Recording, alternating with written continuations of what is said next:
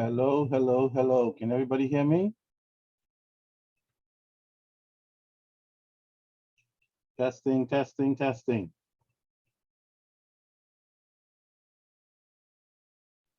Can't hear you. Great, great. How's everybody today? Doing well. How are you? Can I say? Trying to keep up with you youngsters. That's about it. Has anybody seen Jerry? No, haven't seen him. Guess he'll be joining us shortly, hopefully. Okay, so let's hear. So Natasha, are you there? Good afternoon, I'm here. Good afternoon. Great.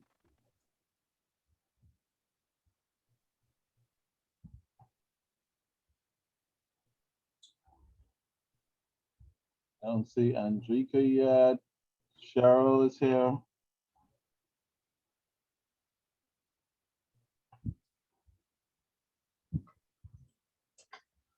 Okay, great.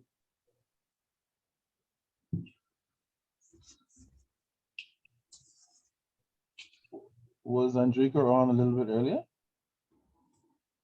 Anybody knows? No, I didn't see her on.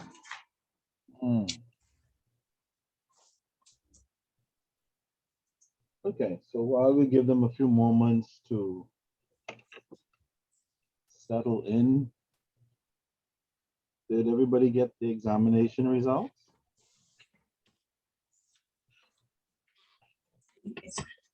Yes, I did receive Yes. one. Okay, great, great.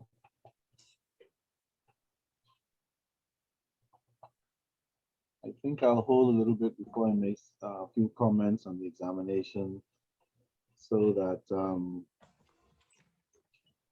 persons can at least be aware of where things went the other way rather than the other way. But for the most part, the results were good. And it certainly suggested to me that all that hard work and homework and whatever else you did turned out to be very beneficial. And so hopefully the same thing will work for your final exam. Any questions about anything before we go on?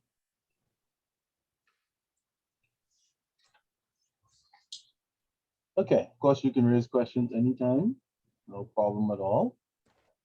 So then if there aren't any immediate questions or concerns, I'll say a few things about the examination later.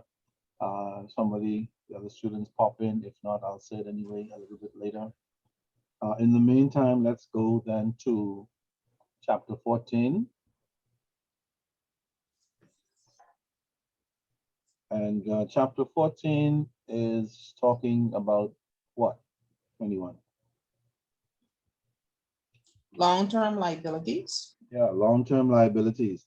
Now, usually in accounting, when we use the word long-term, anything, it tends to suggest that there is an opposite to long-term, which is typically short-term. So we have long-term assets, short-term assets, long-term liabilities, short-term liabilities. And usually for accounting purposes, anything long-term is considered to be long-term if it's greater 1 year or more. So whatever, in case of liabilities, if the liability is 1 year or more, then it's considered long-term. It's less than a year, then for accounting purposes, it is considered to be short-term. Same thing for assets. Short-term assets are those that are expected to be used up within 1 year. Long-term assets are those that are expected to have continuous life well beyond 1 year. Okay? I believe and I hope that everybody in this room understands the difference between long-term and short-term assets and liability, hopefully. What would be an example of a short-term asset? Anybody think of one? Accounts receivable. Yeah, accounts receivable is a short-term asset, for sure. We hope to collect that money within 1 year. And so we usually keep that in what we call short-term or current assets. What would be an example of a long-term or plant and equipment?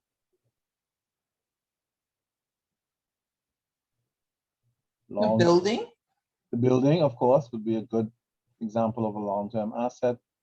And what about a long-term liability that we're going to be discussing tonight? Make a guess. What do you think a long-term liability might be, by example? mortgage. A mortgage, yes. By the way, Sharon, maybe you might be familiar with a mortgage. I don't think Natasha. Not really. No, No, that's not my line. you haven't had a mortgage experience. Oh, you mean with mortgage? I Yeah. thought you meant working with it. Oh no, Okay. not as a mortgage officer. I mean, paying one. Oh, pay mortgage, yes. Yeah, working as a mortgage officer is far easier and far less painful than paying a mortgage, as you and I know. People like Natasha and Andrika and Jerry and the rest of them, they'll find out in due season. In new season. They think I they don't have it, Mr. Wilkinson, but dealing with it, I have an idea. okay. Isn't that great, Cheryl? Yes, yeah. She said, okay, I have an idea for your information, and I know exactly what Natasha means. However, one of these days, when Natasha gets married and she and her husband go off to get their home and try to qualify and have to come up with all this money as a down payment and have to pay the insurance every year from the home and have to maintain the home every year so it doesn't fall apart. That's it. And the list goes on and on. The list, if you only had to pay that mortgage, like some people prefer to pay rent. Okay, pay the rent, Indeed. forget about it. Indeed. In fact, That's the there's some easy part. people, yeah, there's some people, because of all the responsibilities of a mortgage, they refuse to do it, period. They says, you know what? I'll just pay the rent, let the landlord look after it. If they get me mad, I'll just leave. and That's an find easy someone else. life. Yeah. Compared to the mortgage holder, that is an And easy life. maintenance will get you each year. Of course. And the insurance companies will get you each year. They got you locked down. So it's a big time, long-term liability, whether it's for a company or person, not to be taken lightly at all. By the way, mortgage comes from the Latin word mors mortis, in case you didn't know, which means death. Imagine that, Cheryl. Why do you think mortgage comes from the word death? Debt? Death, D-E-A-T-H. Oh, because you pay till debt. There you go, because most of the times you're paying until death, Debt.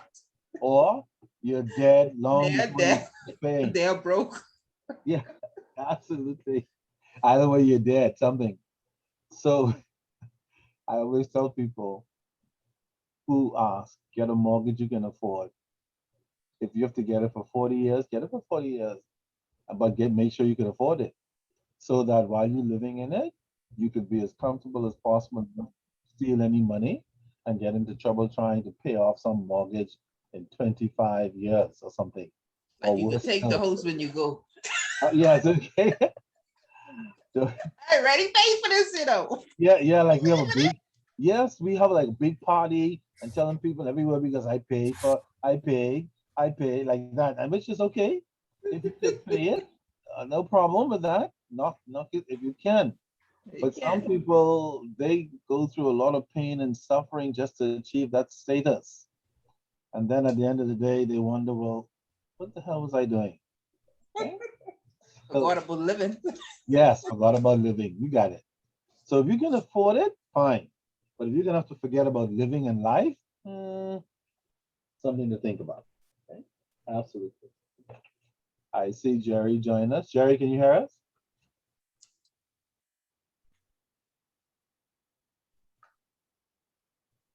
Jerry, can you hear us? That doggone job thing again. You think Jerry's getting ready to pull off one of those things again? Never know what to expect. Jerry. See the big J, nothing else. Okay. Guess he'll join us shortly as soon as his mic connects. All right. By the way, before we go any further, what do you think a short-term liability might be? An example.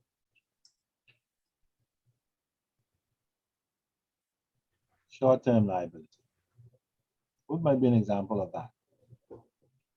Those vendors you owe. Yeah, accounts payable.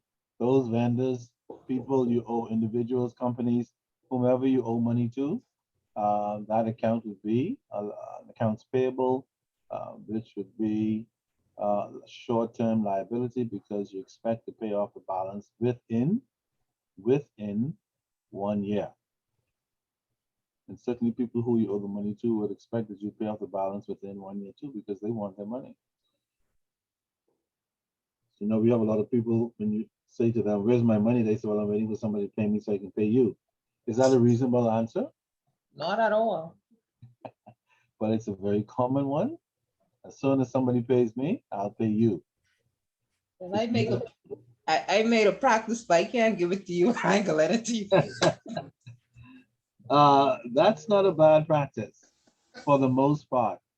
Hopefully you don't run into somebody, you know, like they say, they close to you and you're so mean because they're in big trouble and you wouldn't help them.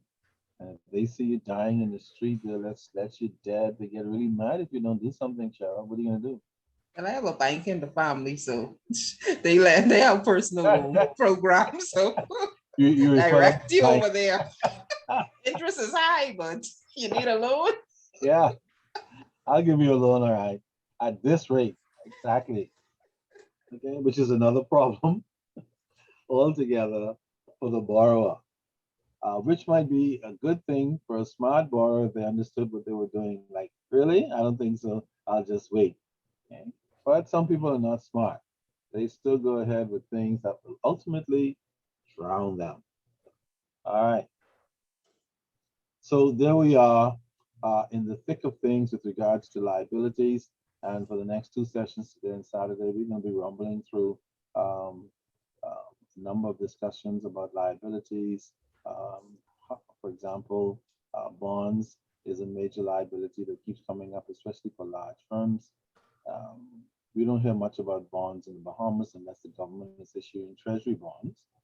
But of course, in and around the world, companies issue bonds all the time in order to raise money to invest into the company, buy new equipment, new machinery, buy another business, open up something in China, God forbid, where the virus started, and so on. Did the virus still start in China anymore? Nobody's I didn't talking get that. about it anymore. Did the virus still begin in China? They've stopped talking about it. Yeah, I didn't hear otherwise. Neither have I. But people are acting like the virus just came out of the blue, like nobody's accusing China anymore. Anybody knows why? Why aren't we accusing China anymore? Did not. You know, in fact, if you say, well, isn't it China? They say, don't worry about it, wear your mask, don't get vaccinated. That's what they tell you. Yeah. Nobody wants. No sense worrying, but where it started too.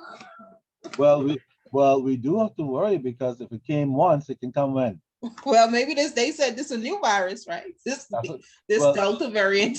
So this is an extension, and maybe that's how it was created. Right. In sections, who knows? We still have to worry about where it came from.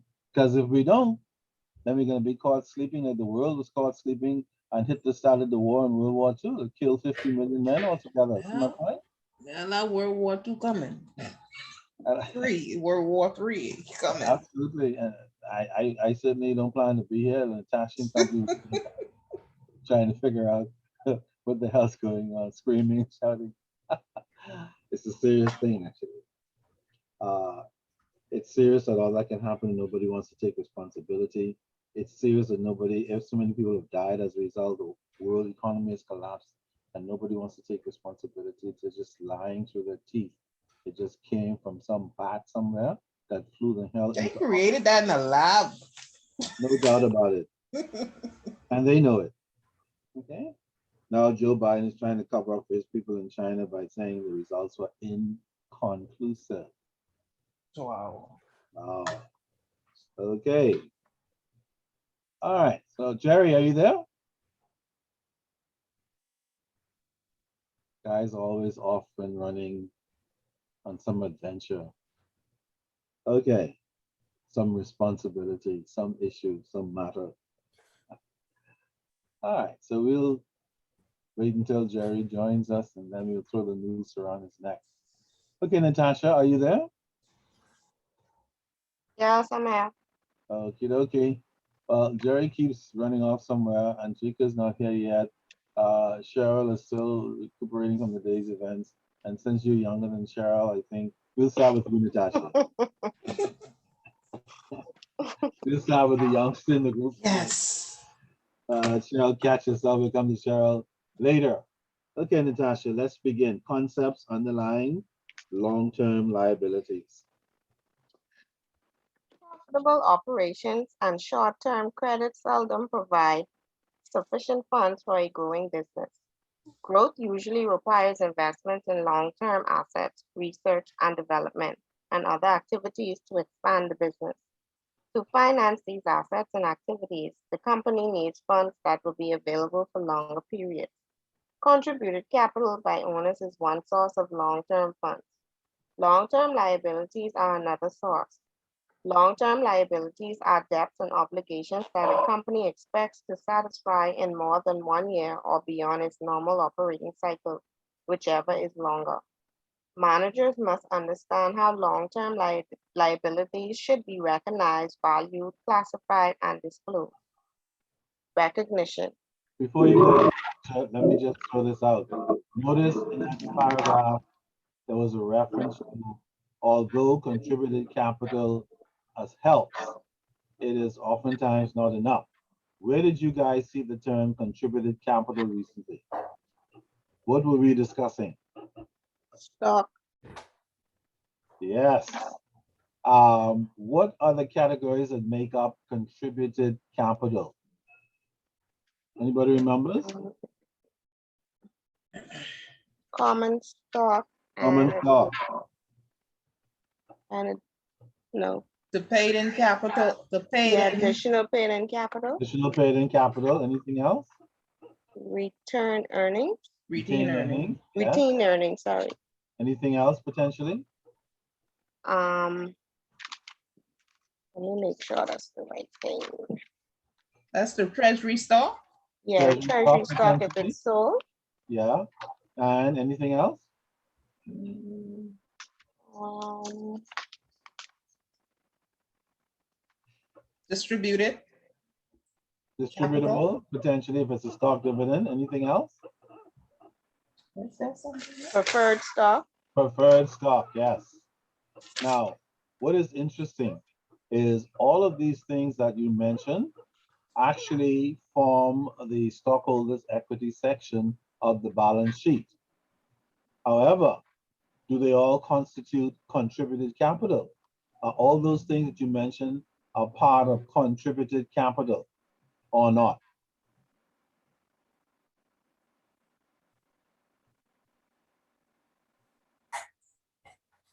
If you go back to what we Yeah, were they would be, they would Yes. all be part of distributed capital. are they all part of contributed capital? Um, Look at the statement and see what falls under the stockholders' equity section and what falls under contributed capital. or contributed capital is the preferred and common stock Anything else? and additional paid in capital. Yes. I just wanted to make that distinction so you don't think that everything in the stockholders' equity section of the balance sheet consists of contributed capital. Okay, folks? Okay. Very important distinction. Preferred stock, common stock, and additional paid-in capital, those are the three components of contributed capital. Everything else is part of the overall stockholders' equity statement. Okay? Very important distinction. Yes. All right. And we make that distinction because preferred stock, common stock, and paid-in capital are the three cash generating areas of the stockholders' equity section of the balance sheet. In other words, when those three things happen, the company gets to raise money. See, that's why in her reading in paragraph 1, it says even though we have contributed capital, sometimes it's not always enough. And therefore we have to end up doing what? In Bahamianese. Borrow. Yeah, borrowing. Okay. Can anybody spell, how do you spell borrowing anyway? You don't really- Borrowing. I know. Yes, Name your lingo. yeah, like where do you think the old people came up with borrowing? That doesn't even, the only part of borrowing that sound is the B. Everything else is like a foreign language. You borrowing, eh? No wonder. Bahamian dialect. Absolutely. And imagine Jamaican and Grenadian dialect is worse than ours. Hmm, Anybody ever heard real patois? I don't think so. Man, Google it one day. And I tell you, the real patois doesn't sound like Jamaican talking like this. It's worse than this. Yes. Okay?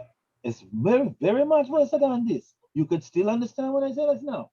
But when you hear patois, you understand nothing, man. And it's amazing, just like Borean. Fascinating. All right, keep going, Natasha. Um, okay, recognition.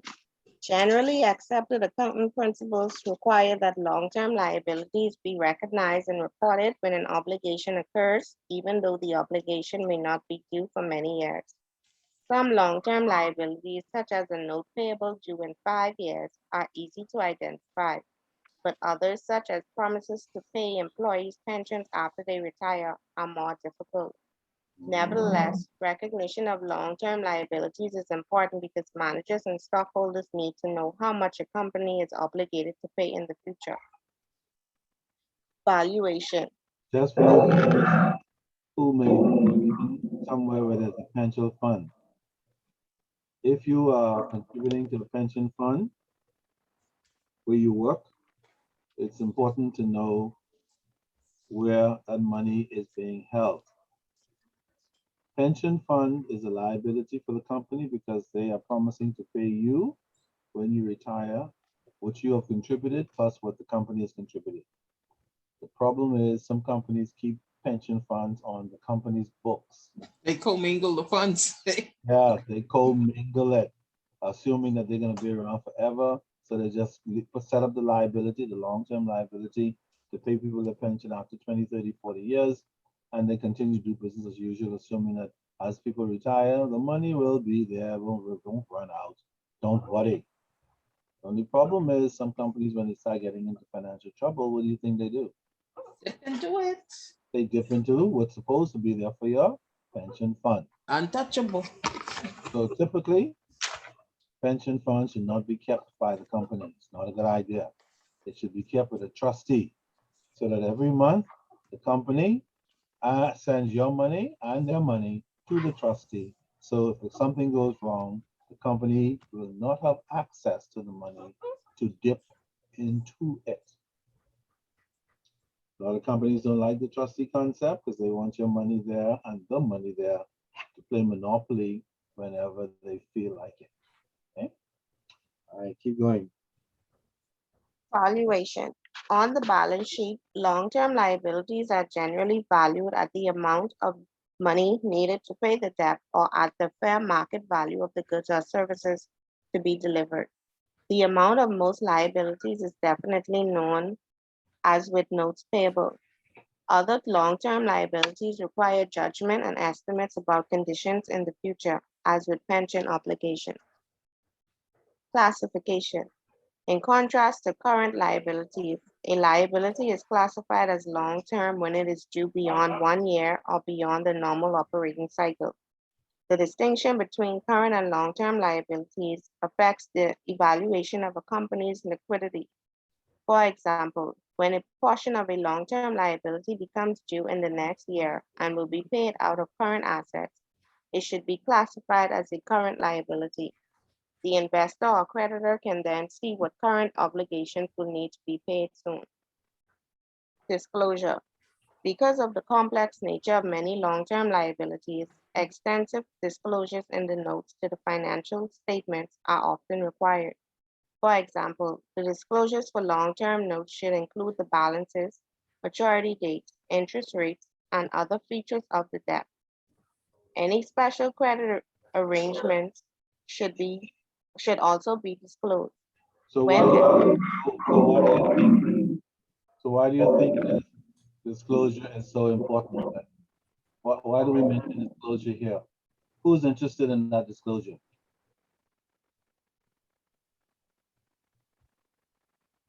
Anyone? Management? Well, management, yeah, but management is responsible for making it. The problem is No. sometimes they don't disclose it. Disclosure? That sometimes they hide stuff. Who are they hiding it from? The shareholders? Of course. Who else do you think they're hiding it from? Who else are they hiding it from? customer, The customer one. Maybe, not to a great extent, but maybe the internal customer like staff. Because if staff see that big $10 billion outstanding and owing, people might panic and say, leave the company. Who else might they be hiding it from? The auditors? Why not, to some extent? Who else? How about government? Oh, Absolutely. certainly. Government as well. And more importantly, how about creditors? Those banks who they owe money to. If they owe one bank, they may not want to put then that they have a loan with another bank. Mm-hmm. Or they have an Non-disclosures. obligation or commitment with some other financial institution that is not a bank And that's what regular people do, right? all the time. This is why people are having the horrors about the credit bureau now. Yeah. Because once that gets set up, first of all, it's not supposed to be in Nassau, so you can't write up bureau and say that's my boy. Secondly, it's supposed to be, I understand, somewhere in the US or Florida or whatever. Not sure exactly where it's going to be located, but I don't think it's going to be here in the Bahamas. And which is another problem as far as I'm concerned, because that means all of people's personal information is held somewhere, which is another issue. So one of these days, somebody's going to hack into it and get access to everybody's personal information, potentially. So while they're so happy and excited about this credit bureau, they better be excited about the fact that the hackers are on the move. And Mhm. imagine people locally and internationally getting information on politicians, priests, pastors, bishop, tingum them, my bestest girl, my gal, my boy. Imagine that, potentially. Welcome to the world of disclosure. All right, so yeah, management might be failing to disclose for a lot of reasons, and you can see why that could happen. Of course, none of those reasons are acceptable. Management is not supposed to be hiding anything from anyone. They are supposed to be an open book. Unfortunately, in practice, many and too many firms are not the open books that they are supposed to be, particularly when it comes to two very important groups: shareholders who own the company and creditors who lend millions of dollars per annum to companies. All right, keep going. when estimates and judgments are involved, as with pension liabilities, these should also be disclosed. Types of long-term debt. To structure long-term financing to the best advantage of their companies, managers must know the characteristics of the various types of long-term debt. Long-term debt includes bonds payable, notes payable, mortgages, and other more complex obligations. Bonds payable. Long-term bonds payable are the most common type of long-term debt. They can have many different characteristics, including the amount of interest, whether the company can elect to repay them before their maturity date, and whether they can be converted to common stock. We cover bonds in detail in later sections of this chapter. Another question before Natasha. Didn't we also have a question about something that can be called in advance of maturity? Didn't we? Like the bond, you can repay the bond before the maturity. We in our discussion we talked about something that can be done with securities before the maturity. What do we call them? When you can call a share before the maturity date, a preferred stock. Remember? I just gave you a clue by saying call. Yes, would that be the dividend? Well, ultimately they result in that, but the actual action itself, the name of those stocks that you can call are actually called callable shares. In Oh, other words, when you can sign an agreement with a company that says the company has the right to call or buy back these shares whenever it wants to. If you have such an arrangement, they are called callable shares, okay? Similar to repaying a bond before they mature. All right, keep going. notes payable. Long-term notes payable, those that come due in more than 1 year, are also very common. They differ from bonds mainly in the way the contract with the creditor is structured. A long-term note is a promissory note that represents a loan from a bank or other creditor, whereas a bond is a more complex financial instrument that usually involves debt to many creditors. Analysts often do not distinguish between long-term notes and bonds because they have similar effects on the financial statements. Mortgages payable. A mortgage is a long-term debt secured by real property. That is, it is usually paid in equal monthly installments. Each monthly payment includes interest on the debt and a reduction in the debt.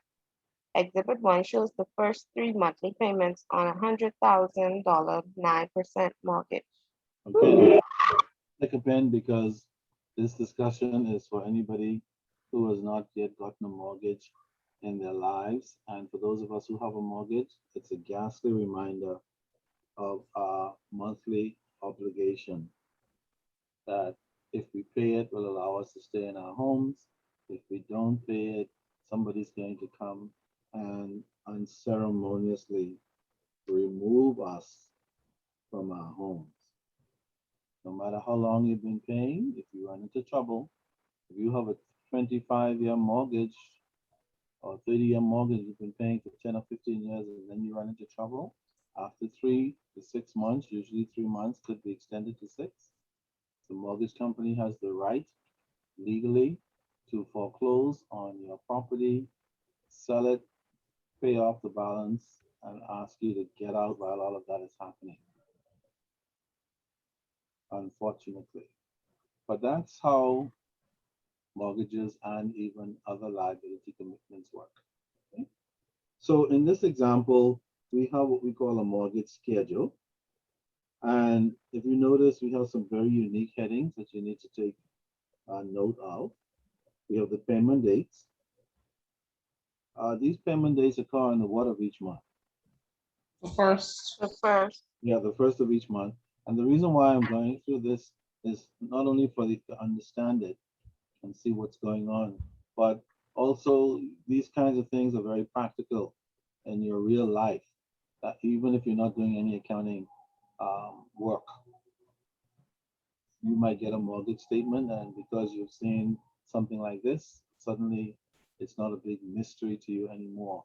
Somebody you know might be stuck and ask you to look at it and ask if you understand it, and you can say, yeah, for a fee, I'll tell you what it is. Or if you know them, you say, fine, doggone it, I'll do it free this time. All right. So the payment dates are on the first of each month. And the second column is, what is the name of the second column? unpaid balance at beginning of period, Okay, and column B, monthly payment, column C, interest for 1 month at 75% on unpaid balance, okay. And then we have this 3/4% times A, and we'll see what that means in a minute. Next column, what is that called? reduction in debt Notice the calculation. It's calculated by taking B and from subtracting C C, from it. Yeah, we'll see in a minute. And then the final column, unpaid balance at end of period. yeah, A minus D. Now, any typical mortgage statement at any mortgage company or bank or financial institution should look very similar to this. Not necessarily exactly, but it certainly should have these kinds of columns so every person who's paying a mortgage can see clearly. If you pick up a mortgage statement and if you can't understand clearly what's going on, chances are that statement needs to be fixed in some way. It should not be so complicated that you cannot make out what's going on. Sometimes some organizations use language that people don't understand and they don't explain it to persons all too often. So those of us who may not have the language, the education, or whatever the case might be, oftentimes those persons can easily be taken advantage of. But typically, this is what a mortgage statement will look like. So the first payment, the actual mortgage was done on which date? July 1st. July 1st. Okay. Now the formula for how much? 100,000. 100,000. Now the formula in column E, which is A minus D, column A refers to any unpaid balance at the beginning of the period. So the unpaid balance on July 1st would be equal to how much? 100,000. 100,000. Yeah, $100,000 minus D, and D talks about what? The reduction in debt. Did any debt reduction payment, was it any payment made as of July 1? Yes, 1,200. July 1? Yes. Okay. I mean, sorry, at the time you got the loan. No, no payment was made until July 1st. Until when? July 1st. You So got it on June 1st, but you oh, we don't got get it. the payment. Oh, Oh, we yes. got it on June 1st. Aha. So we got it on June 1st. So A minus D does apply. There's no balance on June 1st, and there's no payment made to reduce it on June 1st. So therefore, the balance under column E will be $100,000, the amount at the time of the loan. Now, normally loans are required to be paid back in 30 days. So your first mortgage payment will be on July 1st. What is the unpaid balance on July 1st? 100,000. 100,000. And the monthly payment? $1,200. How do you know it's 1,200? It says. Oh, it says, that's nice. Uh, of course, there are tables and all this stuff to work out monthly payments, depending on how much you're borrowing for how long and what rate of interest. So we're given this payment of $1,200. So far, so good. Then we get to column C, the interest for 1 month. How do we calculate that? There's a formula there.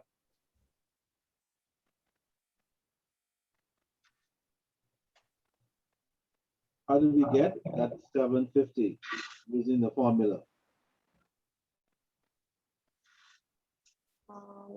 75% times the 100,000. Say it again. 75% times the 100,000. What do you The get? unpaid balance. Where did you get 75% from? 75. Yeah, Three 7. quarters. No, it's 3/4%. How did we get 7.5?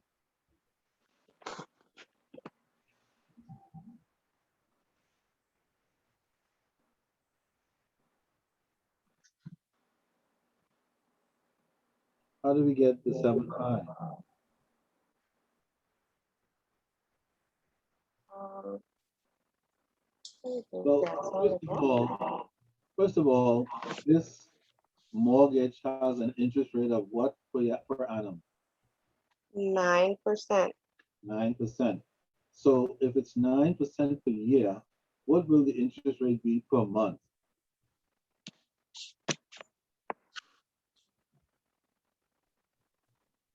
Oh.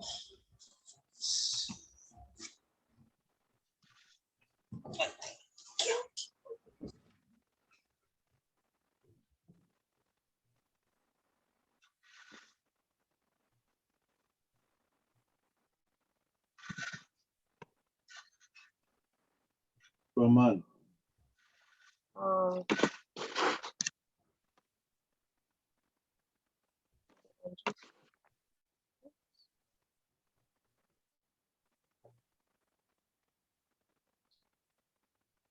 Okay, that's we 9% divide by 9 12. divided by 12, Which equals 0.75. 0.75 per month. 0.75, the decimal is equivalent to what percentage? 75%, Or 3/4%. True? right? If you divide 3 by 4, what do you get? 0.75. Okay. I'm just introducing you to all these different angles, not only for test purposes, but for your own real life situations. Okay? So then, having dissected all of that, where did the 750 come from? What did we do?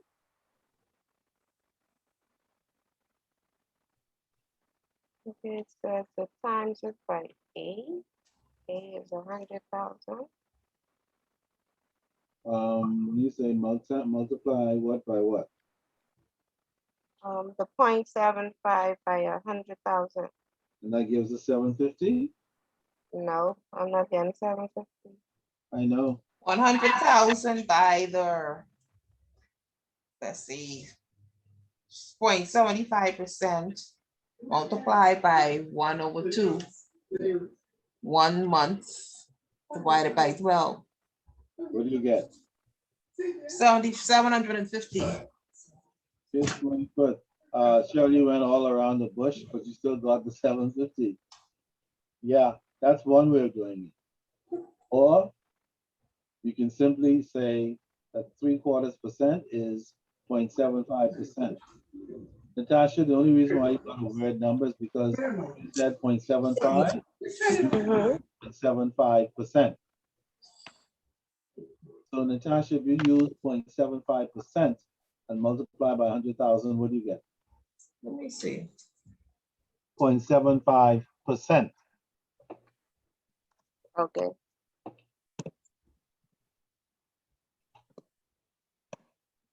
750.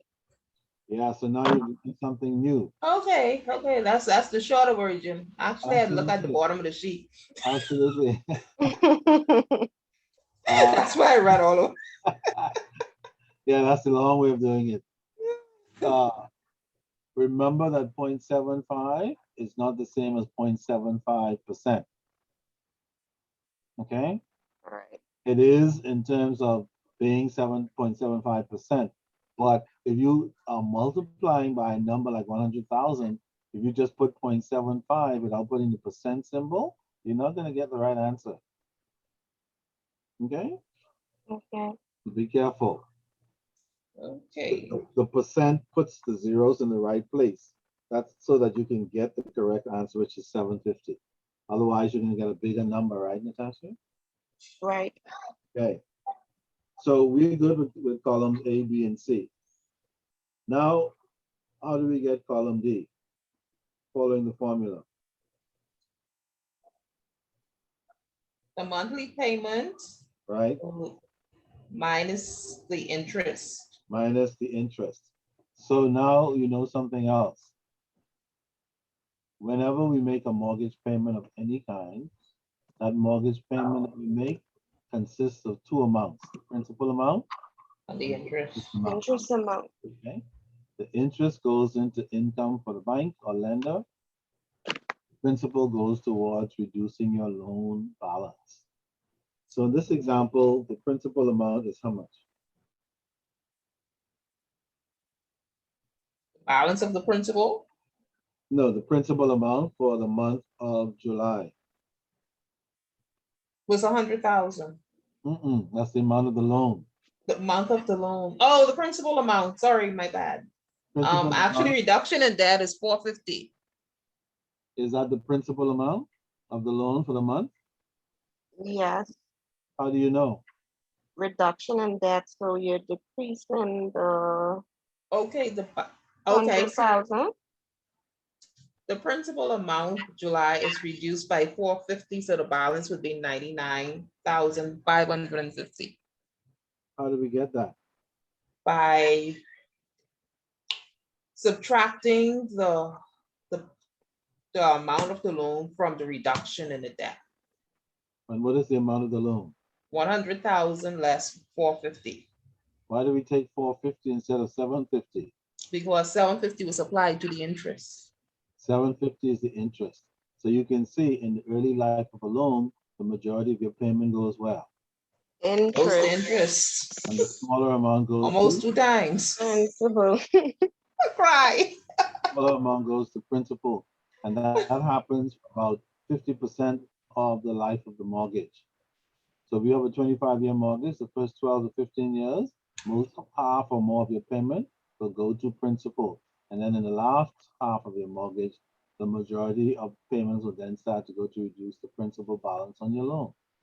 So the bank always collects its money up front first to do its banking business and to waste it on whatever they waste it on, so to speak. Okay? But the principal amount, the interest amount goes to the bank first, and it goes to the bank first for almost half the life of the mortgage or more, depending. Yes. It's a nightmare. It's why banks are so rich. It's why they want to give you loans and mortgages all the time. 'Cause Oh, they everything- love giving you a loan. yeah, everything is rigged in their favor for them to make money. Which is why when people get delinquent and stuff kind of go to the guy, they start whining right away. I don't know why. Because by that time they've already made gazillions of dollars. Easy. Okay. I went in to do a transaction again today. Not that I didn't know, but I looked at my receipts when they were done just to annoy myself again. And I see transaction cost $2.50. My. Why are they charging $2.50 for you to make a deposit? Wow. Every single deposit that everybody makes in the Bahamas today at every bank, there's a fee. It varies anywhere from $2 to $4 just Well, to make a deposit or to make a withdrawal. that's the less transaction you make, the better. Well, So you're being charged to save? Yep. yeah, yes, you are. And you're not getting any significant interest on your money because the rate of interest is still less than 1%. Wow. Yet the bankers are allowed to get away with it. Why? Yeah, a bunch of loan sharks. Well, why do we allow them to get away with it? As a country, I mean. I know it's a tough question, and it's been around for decades. Yeah, no consumer protection. No, only discussion about consumer Mm-hmm. as usual. But they sure as hell got the credit bureau on board quickly because that's the part of it that's going to choke customers to death. So everything for customers' benefit, it doesn't happen or takes forever. Anything that's going to choke a customer to death, it happens quickly. You notice that? Yep. That's how it works. Sorry for Natasha them. Okay? Because soon I'll just be sitting down having my next cup of coffee, and whatever bill doesn't get paid, too bad. Too bad. Yeah. And if you want to throw me out the house, take your stinking house. I'll just put up a for sale sign. Like, don't touch my house. I'm selling it. See? Like that. But for Natasha now, they're just getting started. Just starting out. Only just begun. Anyway, stop Okay. selling gloom and doom. Roman Encourage the young people. Okay, encouragement. Natasha, no matter what you see around you, be encouraged. Forge ahead. You can conquer it. Determined. If the devil and all his hosts come against you, to get thee behind me, Satan. So, how's that, Natasha? I would too. Okay. All right. When is the next mortgage payment? August 1st. August 1st. What's the balance on August 1st? 99. Unpaid balance is 99,550. Yeah, the balance from the previous month, correct? Yes. Okay. Any change in the payment? No. No, the payment never changes. What do we use? What word do we use for payment that never changes? The amount, year over year. It's an A word. Asking the test too. A series of payments. Amortization. Amortized, No. No. Fine. No. A, Yeah, A.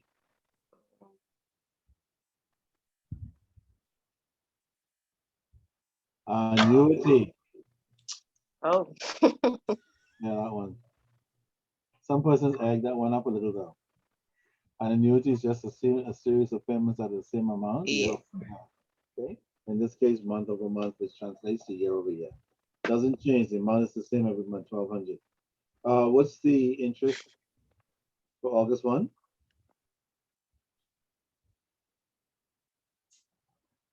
$747. Yeah, how do we get that?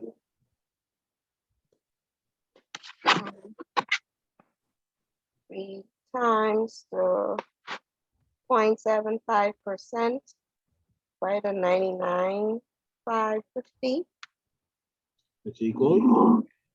747. So you see the trend. You see how mortgages work now.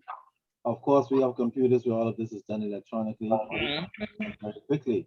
But remember, I told you computers are very dumb machines. Even though they may calculate stuff quickly and consistently, we still have to put in the correct information. And we still need the knowledge to understand what the information means. Because the computer is not smart enough to tell us what it means. You follow that, folks? So don't let anybody make you believe that a computer is more important than you. It is not. That's just their reason for firing you, because they want to pay less salaries. But the computer is not smarter than you. It can only do what you tell it to do, and it cannot come up with conclusions and decisions for you to make. Human beings still have to make them, which is the most important part of things anyway. Okay? All the computer does is do it faster, more consistently, and it doesn't get. Faster. When I go in the bank, seem like it take longer. Yeah, that's another problem in there.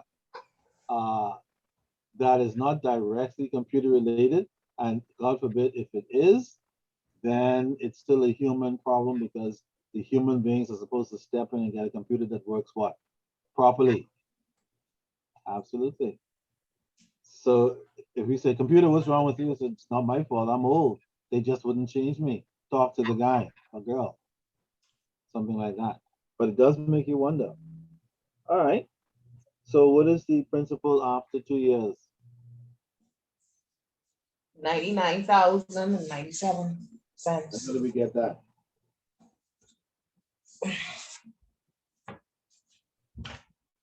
The balance at the beginning of August 1st, 9,950 less the reduction in debt, which is $453. Okay, wonderful. I think we get the idea there. All right. Now that we have that down pat, we can then look at the transaction for mortgages payable. And we are told that the transaction on June 1, the monthly payment is $1,200. Go ahead and process the mortgage payable. The major payment, everybody at the bank is grinning from ear to ear in the loan department or mortgage department, money coming in. So they're getting ready now to make the entry for the money coming in. Can anybody explain the July 1 journal entry? What's happening there? Analyze it.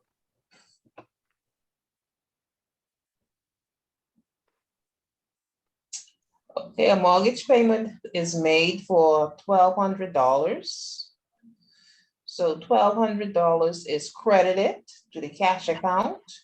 Why? Mortgage, because that's the amount of cash was paid. Who paid the cash? Well, I paid the cash, the Who are you? customer. Are you the borrower or the lender? The borrower, The bor- In this example, in this example, you must be the borrower. yes, in this example, you're the borrower, so you're paying the $1,200 cash, and we always credit cash when we're paying money out. Remember that rule? Right. yes, Doesn't matter what kind of accounting concept we study, the fundamental rules never change, remember? So no matter how sophisticated transactions get, Mhm. you still, whenever you pay cash, you have to always credit cash, no matter what. Right, the borrower. Okay? So we're the borrower in this case. We're paying the money. Now, what else are we recording in this transaction? The mortgage payable, the amount that is payable to mortgage account, which is $450. Mm-hmm. And then the mortgage interest expense, which is $750. Indeed.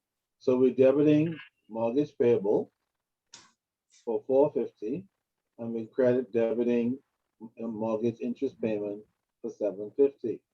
So the majority of our payment then goes to interest. Interest. Okay. Now that debit to mortgage payable is to reduce the mortgage loan account. Remember, the mortgage loan account started off with what?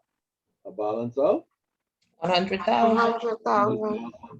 So that debit to mortgage payables for 750 will reduce that commitment. Sorry, the principal amount, the 450, will reduce that $100,000 by 450.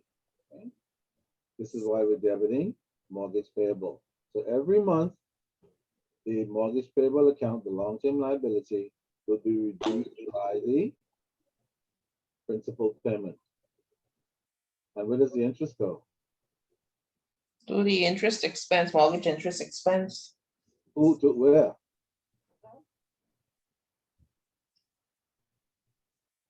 Where does it go? The company has already recorded its obligation, correct? Yeah, So when you make that payment, the $1,200, where does it go?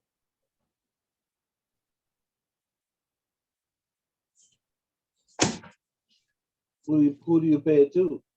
you pay it to the bank. Indeed, and what does the bank do with it?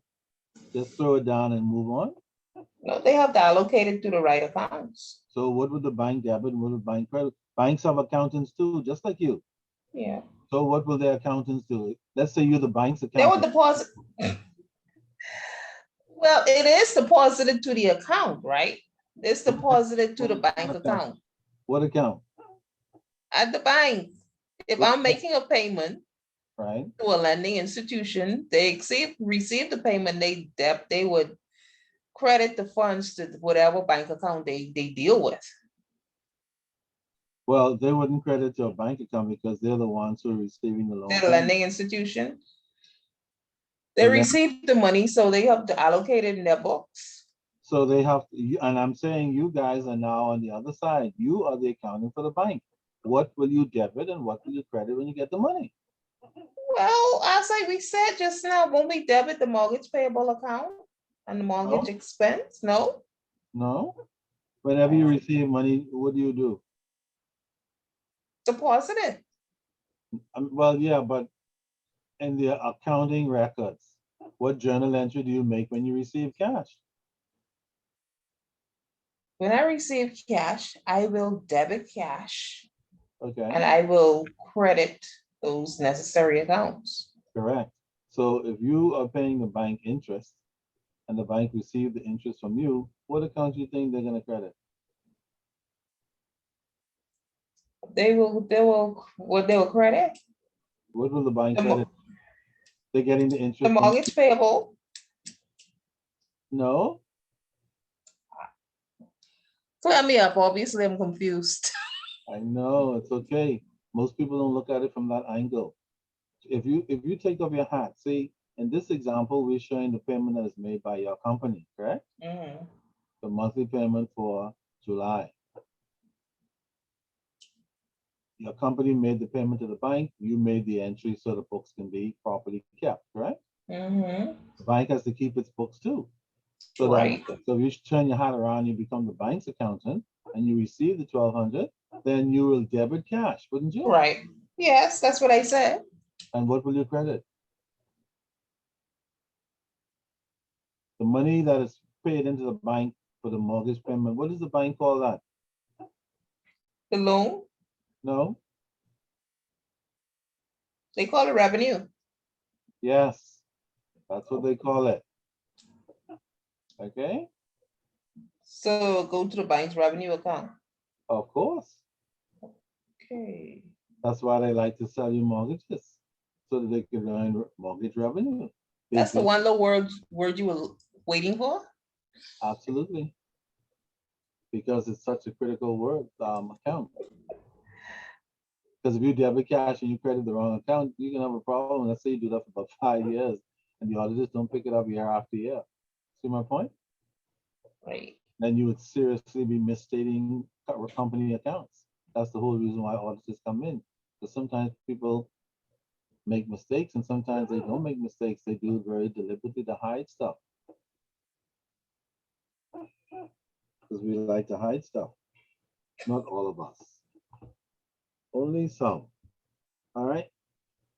So now we have the journal entry for the payment of the mortgage payment for the month of July. We make the journal entry as usual and we then post to which account?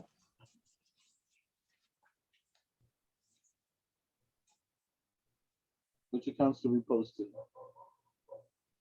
As a lender or borrower? Well, the one that we are at the bottom in that yellow box, that's our journal entry. We made our mortgage payment to the bank. Which accounts do we post to in our books? We on July 1st? Yeah, That's the mortgage payable, right? Mortgage payable, is that the word we use in our text, mortgage payable? yes. Debit or credit? Debit, 450. Okay, And the mortgage interest expense, 750. okay, Cash will be credited for $1,200. exactly. And those postings, as you can see, have to be done and they have to be accurate. Otherwise, your accounting records are going to be incorrect. And sometimes that incorrect information can be in the millions of dollars. And you can cost your company a nightmare and cost you your job. Maybe some other people too. So it has to be done potentially correctly. So the journal entry has to be correct and the posting to the general ledger accounts have to be correct. Why do we debit mortgage payable?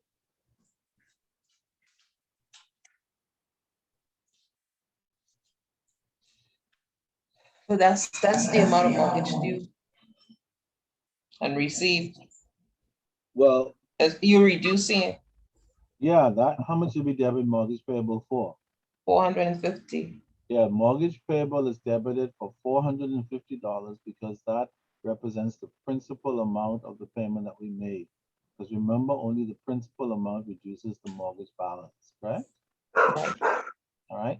So that mortgage account should have $100,000 credit when you got the mortgage, and it should be reduced by a $450 payment, which means that the balance after that payment in your ledger account should be 99,550. absolutely. All right. I think I introduced that sufficiently enough. But the reason why, among other things, I walked you through it is because it's related to real life stuff outside of just accounting principles and the proper recording and posting of transactions.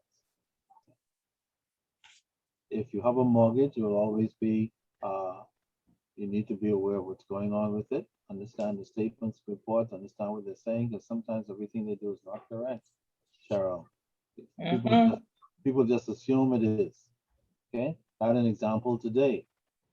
A couple of weeks back, like last month, I went into Royal Bank to make a deposit, and everything looked like it was fine. Royal Bank calls me back 20 days later, which is this month, and say, where's the payment? I'm like, I made it a month ago. Did you check? And she's like, yes. And that tone, like, don't ask me if I checked. I did. I'm like, okay, then something is wrong because I made the deposit and you checked. When we finally So where did discovered, it go? yeah, you know where it went, Cheryl? To the Well, wrong account that happens. all the time. So now I have to go on that long, stinky line again. Woo. I said to the girl, since you were brilliant in discovering this and it's your fault, not you, your bank, can you just call the branch and let them transfer it to the right account? Oh, no. Oh, sorry. I'm so sorry, Mr. Wilkinson. We cannot do that. I said, so now I have to go down and suffer on that long, stinky line again, even though it was your fault. She's like, I'm afraid so. All I'm right? so paying for people's mistakes. Yeah, and they don't care. If you don't like it, drop dead, and they're gonna still say it's not on the right account. And then drop dead again. It doesn't matter for some strange reason. All right, now watch this. I go through all that crap. Long line, hour and a half again. Even though it was their fault. Got in, finally, and it took 25 minutes to correct. Like, is this a conspiracy? Is this a KGB operation? What's going on with folk systems and so on? It took another $25 just for them to remove it from the wrong account. And $25 for who? From who? not dollars, 25 minutes. Okay. Because I told them, don't charge me anything because I'm too old to blow up stuff. I didn't say that. But you know what I mean. I said, Yes. don't charge me anything because it's not my fault. Okay. So that got done. Would you believe that this morning I said to my wife, can you go in and make a deposit to the same bank? But make sure this time that you check it just in case. I'll be down if she didn't call me an hour and a half later and said, Sam, do you believe that they had the deposit for X instead of Y? I'm like, really now? What's going on there? I'm like, is this now really human error or what? To see what happens. And this is for Natasha because she's still a youngster. Natasha, how old are you anyway? 31. Oh, just a babe in swaddling clothes. Okay. Well, here's what happened. Suppose she didn't check, right? And walked out with the receipt for, let's say, 400. But it's They supposed put the wrong amount? yes. What? But if she had walked out and gone back an hour or a day later and said, you put the wrong amount, what would they have said? They would No, refuted that's that. the amount you gave me. Mm-hmm. In the meantime, who gets to keep the extra? They doing Oh. some foolishness down there. So is it really just human error, Natasha? That sound You fishy. can't do it back to back No. to the same customer. No. And I think this time because my wife was there, they figured, well, the man of the house who watches stuff is not there. Let me try and pull this off. But they didn't know that I already told her, check it first. Check it, verify You your see, figures. What happens is sometimes women tend to be a little trusting, too trusting sometimes. Yeah, we Not can't all- be trusting. No, not all of our women are trusting anymore, but a lot of our women are still trusting. Like we believe stuff, especially when it comes from the doctor, the banker, and the lawyer and thing. We believe that everything they say is necessarily so. Oftentimes, it is not. Okay? Which is primarily one of the reasons why people like to deal with women instead of And yes, They could get swingy. big time. All right. And guys are not that easy to swing. The only guy that's easy to swing is a half dumb guy. And I say half because even if he isn't so smart, he's still gonna get suspicious. Like, what the hell are you doing? That doesn't look right. See? Because that's a male thing. That should pick up on that. Always verify those figures. Yes. Do not assume. Word to the Yes, wise. indeed. So she picked it up, and so she was able to go before leaving the bank, go right back to the teller and said, "This is the wrong amount." I said to her for the record, "What did he do?" Say, he looked nervous. He looked nervous. He took it back. Give it back to me. Because he or she realized that they were not going to get away with that one. But they were Why still would you do that? easy. But at That's the it. end of the day, they should have a difference. Not if So he how- pockets it. No, Right, they're not right. going to have a difference Because if once you leave the bank, they put in their pocket or purse, and there's no record of anything extra. That's You why they s- need more cameras on them. Yes. Because When you, sometimes the tellers are hanky-panky. Mm-hmm. yeah, that Especially- same initial form, when they tell you the initial it, don't just initial. No, Read before you sign. yes, you better know what you're signing. You better get your receipt, and you better make sure that what you went in there to do. So, question, did he just go ahead and reverse the transaction himself, or like he notified his supervisor or something? No, they don't have that kind of control in place. They don't need to get the supervisor to reverse it. They just adjust it and put in the correct amount. Oh, wow. How about that? Okay, so beware or be square. All right. All that came out of the mortgage thing. Same thing can happen with the mortgage payment. That's the I whole need to go point. get updated statement. You Make sure they better. robbing me. You better. You better, Cheryl, you better. Hey, Cheryl, see, trusting. Even Cheryl is a little older than 31. She's still trusting. Said, oh my God. And So, if it's- Mr. Wilkinson, you get annual statement, a statement each year. yes, but if you want one each month, you could request it. Or get an online account so you can check it yourself. The online account don't give me access to my mortgage account though. That's I'll have to because- request a printout. Exactly. They don't give you access or Or whatever. they- No, only could my ask statement, them- bank you- account But statement. they You could still ask give you them to access. link the mortgage to Yes. the online banking. No, I could track my mortgage though, because they always give me the balance of my mortgage and I know when the payment goes in. How much is the Yeah, payment? but the balance isn't enough because sometimes you might forget for a month or 2 or 3. Some crap goes on Christmas time, party time, ducking. No, I don't forget. I got the mortgage, I have those mortgage payments set up in Excel. Okay, that's good. That's a good start. When the payment come, okay, that's about the right amount. If I Yeah. see that drop, No, that's a good idea. At least you're checking. Okay, that's fine. I ain't that clueless. That's an alternative way to checking the actual. Every month I online. see this, the balance, the mortgage balance, and I see the reduction in it each month. Yeah, and make sure that your reduction is the same as the bank's reduction. Right. And if you see any difference, find out why.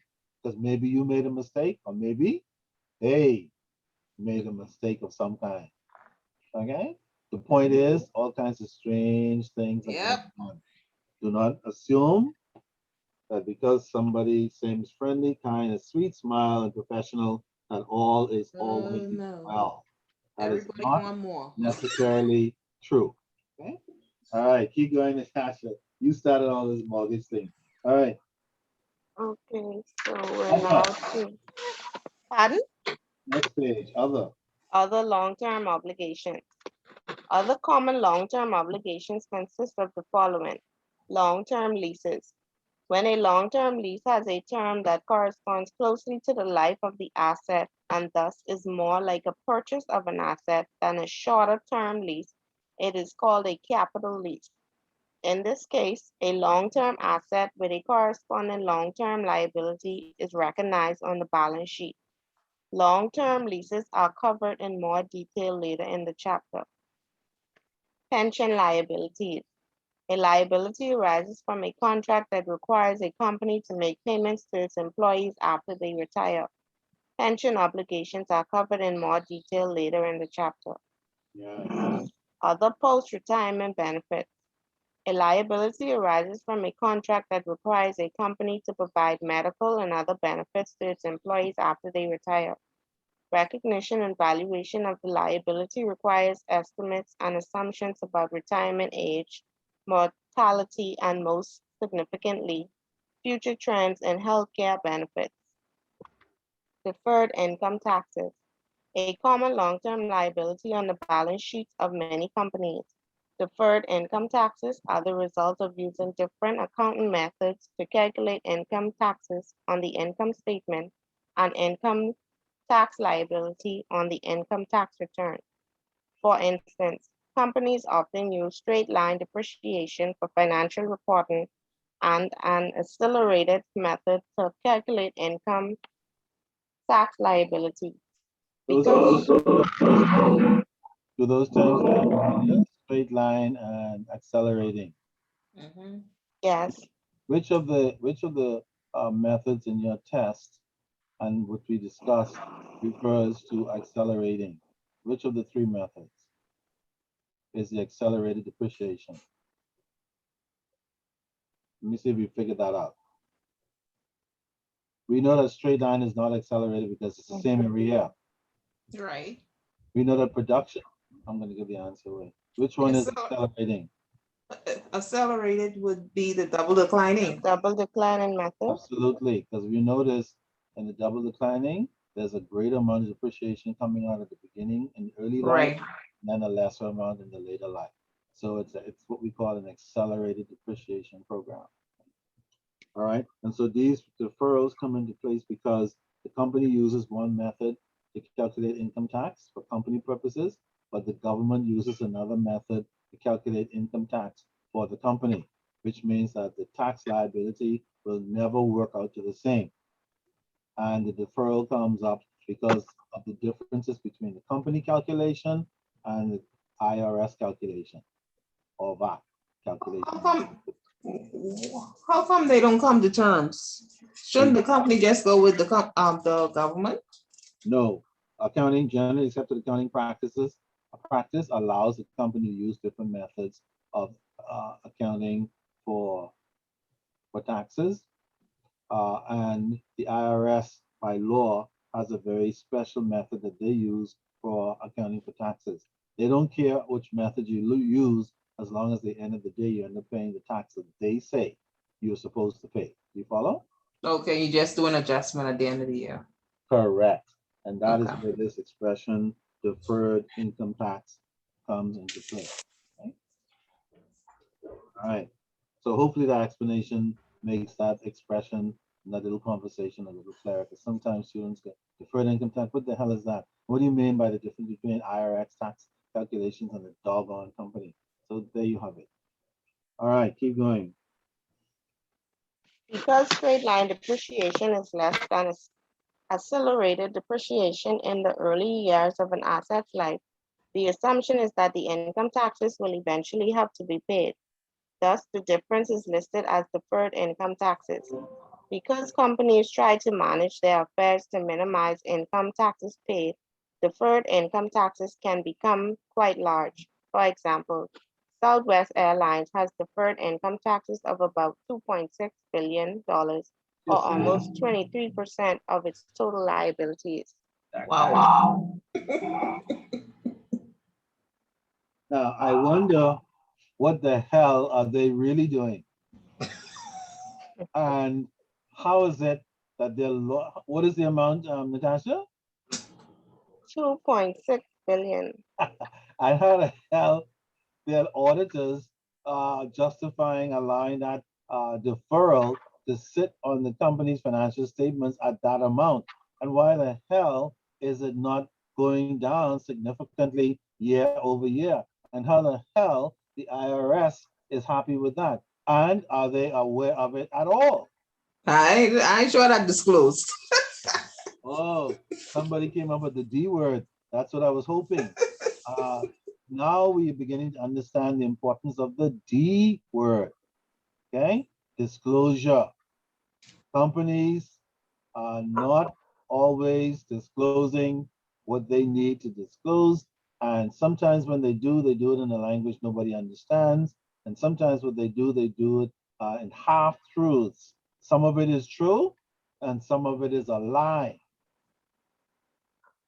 And then they have a big smile at board meetings as if all is well, because we as management and a board are here surely for the interest of the company alone. And we're doing everything, shareholders, creditors, that is necessary to protect the integrity, the fortitude, and the future. That's the kind of stuff they have conversation they have with board meetings and annual shareholder meetings.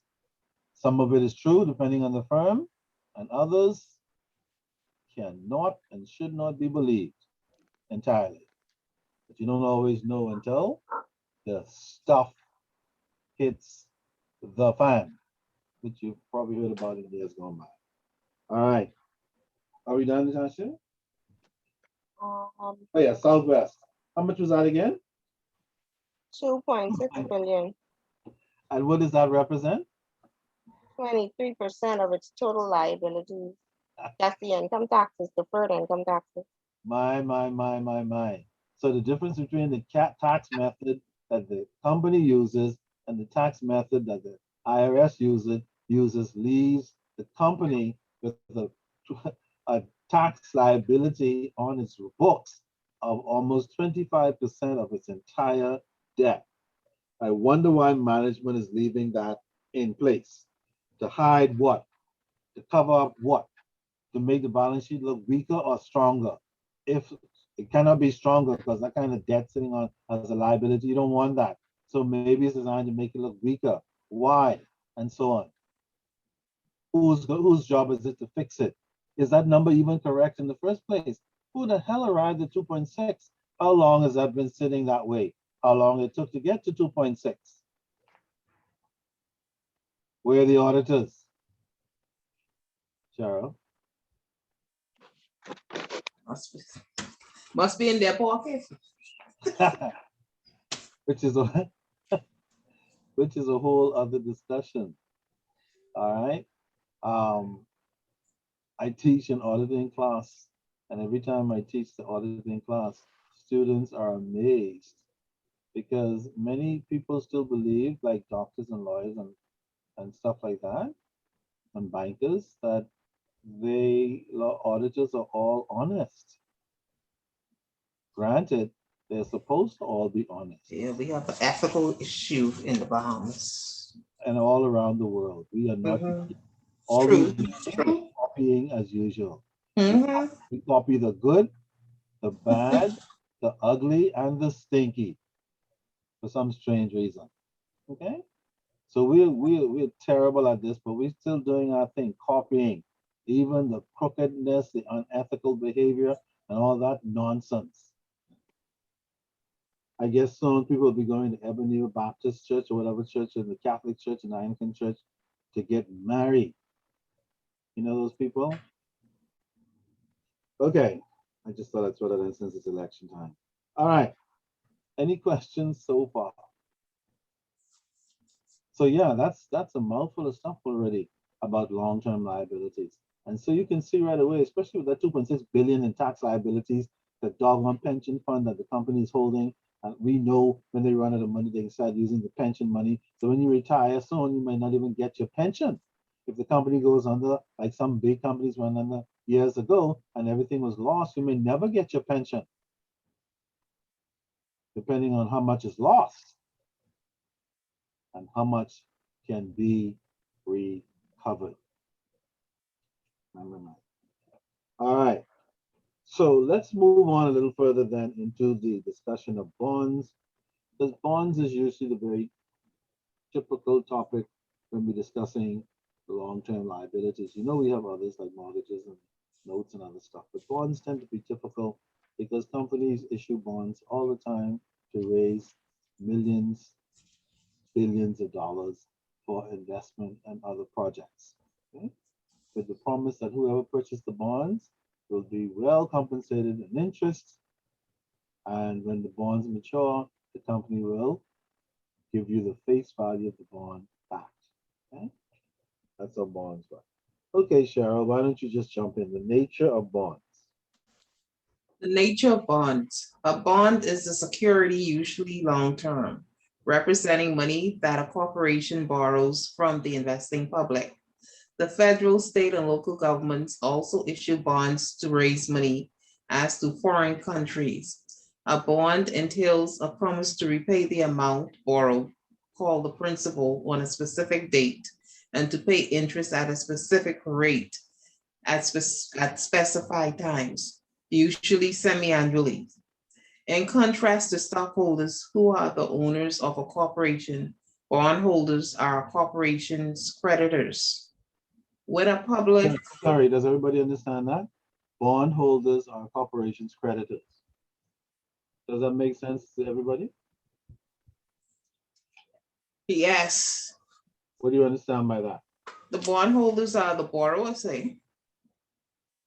No, No, I'm glad you said that so we can clear it up.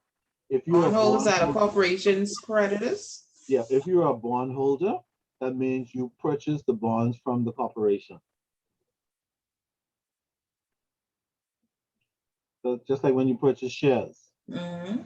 instead of purchasing shares, you purchase bonds.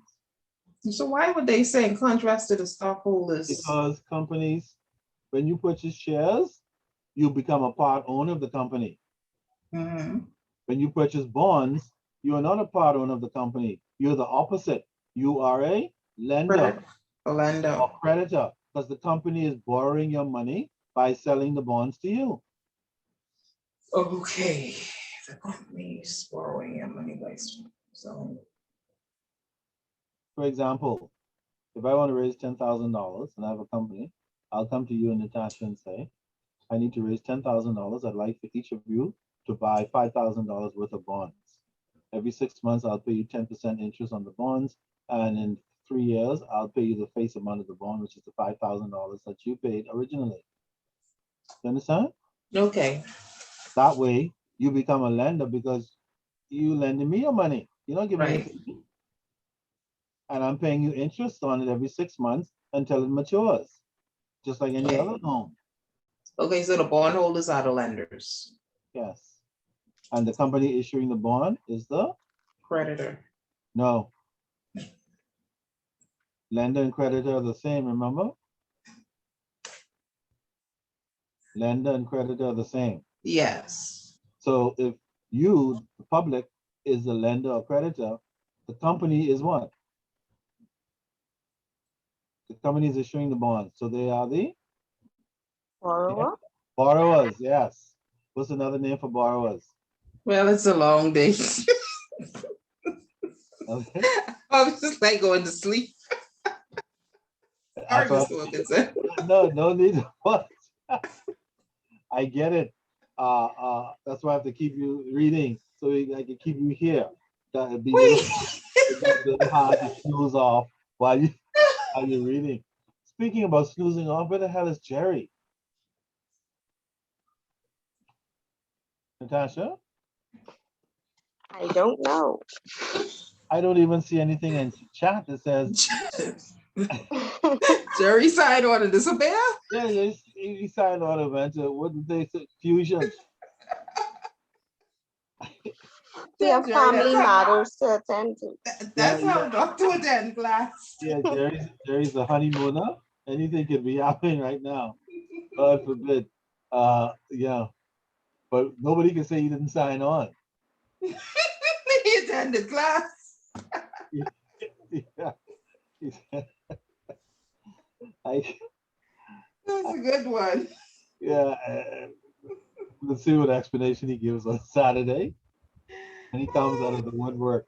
Okay, so now you know the bondholder, the person who buys the bond or company is the creditor, lender. The company that issues the bonds is the borrower. The Okay, borrower. keep going. When a public corporation decides to issue bonds, it must submit the appropriate legal documents to the Security and Exchange Commission, SEC, for permission to borrow the funds. The SEC reviews the corporation's financial health and the specific terms of the bond indenture, which is a contract that defines the rights, privileges, and limitations of the bondholders. The bond indenture generally describes such things as the maturity date of the bond, the interest payment dates, and the interest rate. It may also cover repayment plans and restrictions. Once the bond issue is approved, the corporation has a limited time in which to issue the authorized bonds. As evidence of its debt to the bondholders, the corporation provides each of them with a bond certificate. Yes. Bond issue, prices, and interest rates. A bond issue is the total value of bonds issued at one time. For example, a 1 million bond issue, $1 million bond issue could consist of $1,000 bonds.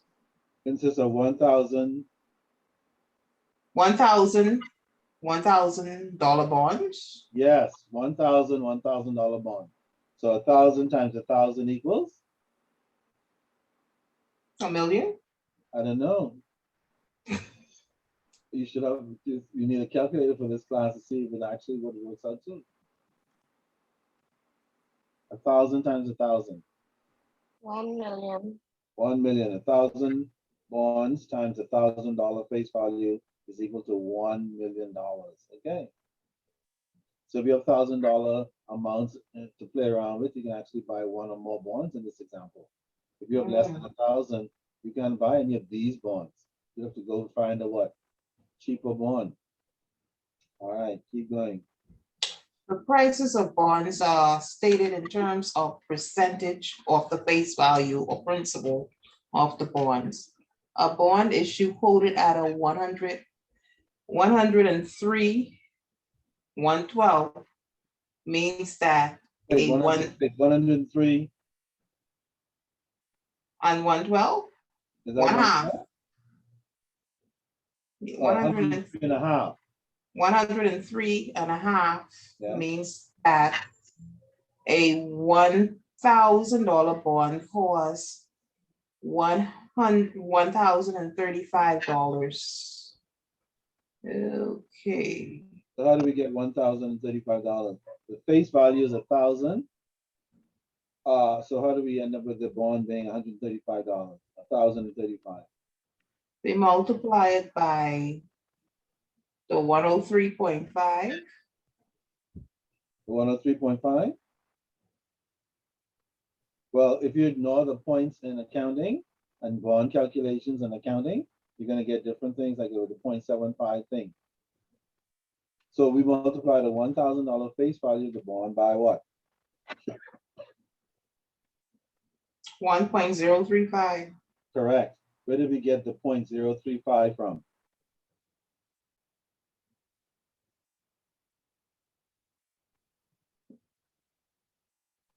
I know, it's weird. It's the little things that always get us.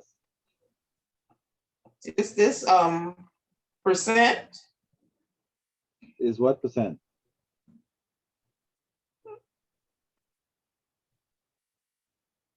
Well, what was the quoted amount of the bond? 1,000. $1,000. No, that's the face value. What's the quoted amount, the quoted price? A $1,000 bond. 1,035. Well, that's the final decimal position, but what's the initial quoted price on line 4? $1,035. Before that, the third, at the beginning of line 4, the quoted price.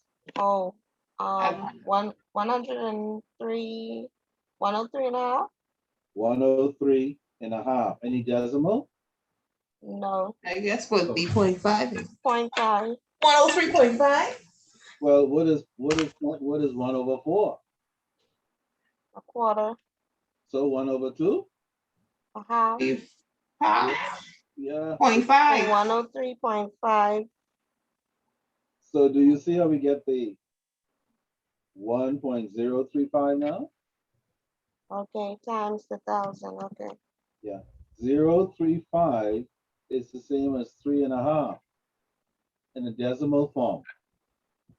But 0.035 is the decimal version of the 3.5 fraction.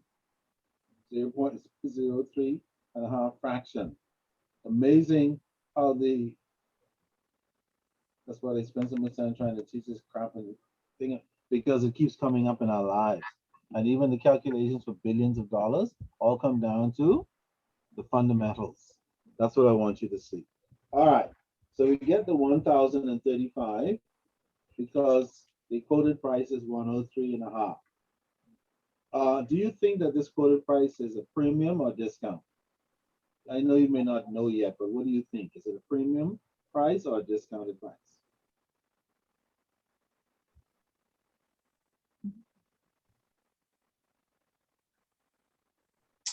Foolish. Premium. Premium, that's a good guess. Why did you say premium? Reading the note. Oh, yeah. That's right, clueless. Now, that's what I'm talking about. I couldn't ask you to be more shrewd than that. Actually, I was hoping that you would do just that before you made a wild guess. See? Reading is a hell of a thing. Remember what I told you earlier in the semester? With accounting, if you don't read things carefully, you get stuck. Same as if you're dating someone, if you don't read them carefully, you're going to get stuck. You are going to marry the wrong person because you're not reading the right things. Or if you read them, you play crazy because you figure you can deal with that. You can change them. They're so cute and sexy anyway, you can live with it until you start living with it. And all of a Day sudden, by day. oh my God. All I know is my grandma used to tell me when I was a little boy that if you want no more, Cheryl, what's the rest of that? Live with mom. Yeah, come live with mom. Because you don't learn anything when you're dating. People hide stuff. Yeah, you see them every other day. Even if it's every day, they still hide stuff. They don't let you see everything. Can we go in your room? No, I don't really. Let's wait until we get married. Oh my God. Why not? Okay. I always make a joke with my sons. I said, before you marry somebody, I know it's gonna be hard to try and verify their whether they're male or female, but you have to find a way. That's the first thing in the 21st century, because you may marry the wrong sex in the 21st century. Because we're That's a doing, scary part. yeah, no, that can happen. For those who want to stay pure. Yeah, no, Those they'll who be want to saying that. stay pure. Yeah, they'll be saying, oh, Dante, that's my baby who's unmarried yet. Oh, Dante, let's not do that. Let's just wait until after. I'm saving myself for. Marriage. Yeah, and then all of a sudden, he discovers afterward he married a man. Boy, there's some serious things, man. It Boy, is the young people, they got to deal with the day. a big problem. Now, is that a debit or a credit? I don't know. That's a big time problem. That's what that is. Boy, And that's a. and maybe accounting does not have any entry for that. What? No. That's a net loss. Yeah, in a big way. Hey, Mr. Well, you can't even ask for birth certificate in certain place no more because they changing it at birth. The Yeah, birth certificate. exactly. They change everything. Once they get the transition, they change everything. So when you ask for it, you get the wrong information. Imagine that. Well, thank God I bought in there right was. That makes two of us. Sorry for Natasha. Natasha might end up marrying a When you girl. choosing a mate. The person might look like a boy. Because I see some girls who Look like one. Act like one. yeah, and then Talk like one. yeah, and But then next ain't thing, one. no. So Natasha, I don't know how you're gonna figure that out, but you better figure something. You better buck into something, fall down, find some way to figure it out before you get married. Now, sometimes we don't like want to get involved in any kind of intimacy before we get married because sometimes the Bible says we should try to wait and all that, and that's good. The problem is, it could be spooky in the 21st century, not knowing. So I don't know how you're gonna do it, but when the Bible was written, I don't know if it anticipated this nonsense. That's another story. I don't know where to put that in the ledger. Okay, keep going. Cheryl, you started all this, but this was I great started this. somehow. All right, keep going. Okay, we were there. The quoted price. When it's Yeah, when a when a bond. bond sells at exactly 100, it is said to sell at face value or par value. When it sells below 100, instead to sell at discount. Above 100 is at premium. Yeah, that's what Natasha was reading. She said, "Let me read Okay, them further and see what that." Oh, she said, above 100, great. And 100 is premium. just the base number. It could be 100, 500, 1,000, whatever the face value is. If it's above, it's a premium. If it's below, it's a discount. If it's equal to the amount of the face value, then it's face value or par. Very important stuff to remember. Okay. For instance, a $1,000 bond quoted at 87.62 would be selling at a discount and would cost the buyer $876.20. Okay. Now, the reason why we say that, you'll see later, is that bonds tend to be denominated in hundreds. Okay, so we have $1,000 in denominations of 100. 1,000 divided by 100 is equal to how much? You do need a 100. 1,000 divided by 100. 10. 10. 10 times 87.62. 876.20. Okay, so remember when you're looking at this stuff, if they don't give you everything, try and work it out to see how they arrived at it. Actually, they should have put a little calculation in there. But anyway, keep going. Face interest rate and market interest rate. Two interest rates relevant to bond prices are the face interest rate and the market interest rate. The face interest rate is the fixed rate of interest paid to bondholders based on the face value of the bonds. To allow time to file with the SEC, publicize the bond issue, and print the bond certificates, a company must decide in advance what the face interest rate will be. Most companies try to sell the face interest rate as close as possible to the market interest rate. The market interest rate, or effective interest rate, is the rate of interest paid in the market on bonds of similar risk. The market interest rate fluctuates daily because a company has no control over it. The market interest rate often differs from the face interest rate on the issue date. Discounts on premiums. If the market interest rate fluctuates from the face interest rate before the issue date, the issue price will not equal the bond's face value. Fluctuation in market interest rate causes the bonds to sell at either a discount or premium. A discount equals the excess of face value over the issue price.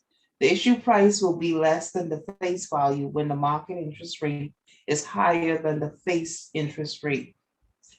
A premium equals the excess of the issue price over the face value. The issue price will be more than the face value when the market interest rate is lower than the face interest rate. Discounts or premiums are contra accounts that are subtracted from or added to bonds payable on the balance sheet. We'll see that later. Keep going. Characteristics. Characteristics of bond. A bond indenture can be written to fix an organization's financing needs.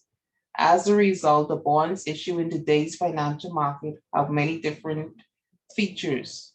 We describe several of the more important features in the following paragraphs. Unsecured and secured bonds can be either secured or unsecured. Unsecured bonds or debentured bonds are issued on the basis of a corporation's general credit. Secured bonds carry a pledge of certain corporate assets as a guarantee of repayment. A pledged asset may be specific assets such as truck or a general category of assets such as property, plant, and equipment. So in other words, just like any other borrower, for example, if you go in the bank to borrow money, they will say, do you want a secure loan or unsecured loan? You'll say, I would like an unsecured loan because I don't have any collateral. The bank will say, you're not credit worthy enough. We don't know you well enough. You don't have the right job. You don't have the right income. We cannot give you an unsecured loan. Come back when you have collateral. But the person who has collateral, they may have cash in the bank. They may have a car. They may have some other furniture, whatever the collateral might be. So that would be considered a secured loan. Companies who are issuing bonds are like that. Some companies are so reputable, like Google and Amazon, they don't need any collateral if they want to raise bonds, correct? They can raise bond money anytime they want because their reputation and history of doing good business and having strong balance sheets are well known. But some unknown company from somewhere, or they're trying to start up a new artificial intelligence doggone tech company, and they want to raise $5 million, whoever's going to put their money into that may require more than just a promise to become rich one day. That company may have to definitely come up with some kind of collateral to give to the bondholders to satisfy them in the event that the company does not follow through. Okay? So the same lending, borrower, lender, principals apply when bonds are being issued into the market. Okay, keep going. Term and serial bonds. When all the bonds of an issue mature at the same time, they are called term bonds. For instance, a company may decide to issue 1 million worth of bonds, all due 20 years from the date of issue. When the bonds of an issue mature on different dates, they are called serial bonds. For example, suppose that a $1 million bond issue calls for paying 200,000 on the principal every 5 years. This arrangement means that after the issuing company makes the first 200,000 payment, 800,000 of the bonds would remain outstanding for the next 5 years, 600,000 for the next 5 years, and so on. A company may issue serial bonds to ease the task of paying off what it owes on the bonds. Callable unconvertible bonds. Now, One just in case, sorry, just in case you're wondering about that, all that means is, and for term bonds, if the bond matures in 20 years and it's 10 million, in 20 years, the bondholders will get their principal back that they loaned to the company, $10 million. If it's a serial bond, the company will say, you know what, we don't want to be worried about paying the full $10 million back. In 20 years, we'll pay you X amount, we'll pay you 2.5 million, for example, every 5 years, so that by the end of the 20th year, we would have paid the full amount of the bond, so that they don't have to find the full $10 million in 20 years to repay the holders of those bonds. So that's really the basic difference between term and serial. Okay, keep going. callable unconvertible bonds. When bonds are callable unconvertible, a company may be able to retire them before their maturity dates. When a company does retire a bond issue before its maturity date, it is called early extinguishment of debt. Doing so can be a company's advantage. Be to a company's advantage. Callable bonds give the issuer the right to buy back the entire bonds before maturity at a specified call price, which is usually above face value. Callable bonds give a company's flexibility in financing its operations. For example, if bond interest rates drop, the company can call the bonds and reissue debt at a lower interest rate. A company might also call its bonds if it has earned enough to pay off the debt. If the reason for having the debt no longer exists, or if it wants to restructure its debt to equity ratio. The bond indenture states the time period and the price at which the bonds can be redeemed. Convertible bonds allow the bondholder to exchange a bond for a specific number of shares of common stock. The face value of a convertible bond when issued is greater than the market value of the bonds to which it can be converted. However, if the market price of the common stock rises above a certain level, the value of the bond rises in relation to the value of the common stock. Even if the stock price does not rise, the investor still holds the bond and receives both the periodic interest payment and the face value of the maturity date. One advantage of issuing convertible bonds is that the interest rate is usually lower because investors are willing to give up some current interest in the hope that the value of stock will increase and the value of bonds will therefore also increase. In addition, if the bonds are both callable and convertible and the market value of the stock rises to a level at which the bond is worth more than the face value, Management can avoid repaying the bonds by calling them for redemption, thereby forcing the bondholders to convert their bonds into common stock. The bondholders will agree to convert because no gain or loss results from the transaction. Registered and coupon bonds. Registered bonds are issued in the name of the bondholders. The issuing organization keeps a record of the bondholders' name and address and pays them interest by check. Most bonds today are registered. Coupon bonds are not registered with the organization. Instead, they bear coupons stating the amount of interest due and the payment date. The bondholders remove the coupons from the bonds on the interest payment dates and present them at a bank for collection. Thank you. Now, be careful if you decide to purchase a bond or a number of bonds.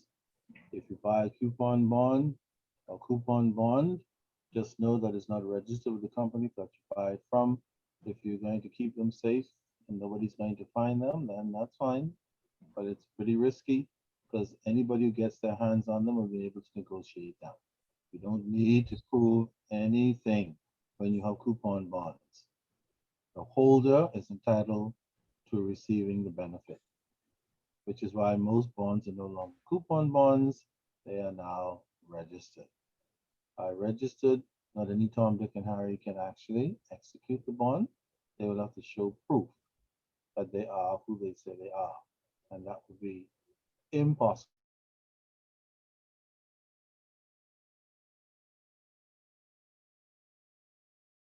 Happens to know what they are, they can actually go into the bank and convert them all into cash.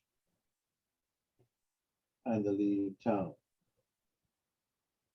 Or deny that they took it, swear even on their mother's grave and their father's as well.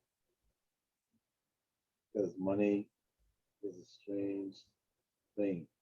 All right, thank you very much, Cheryl, for all that. That was a lot of stuff in there, but secured and unsecured term and serial, callable and convertible.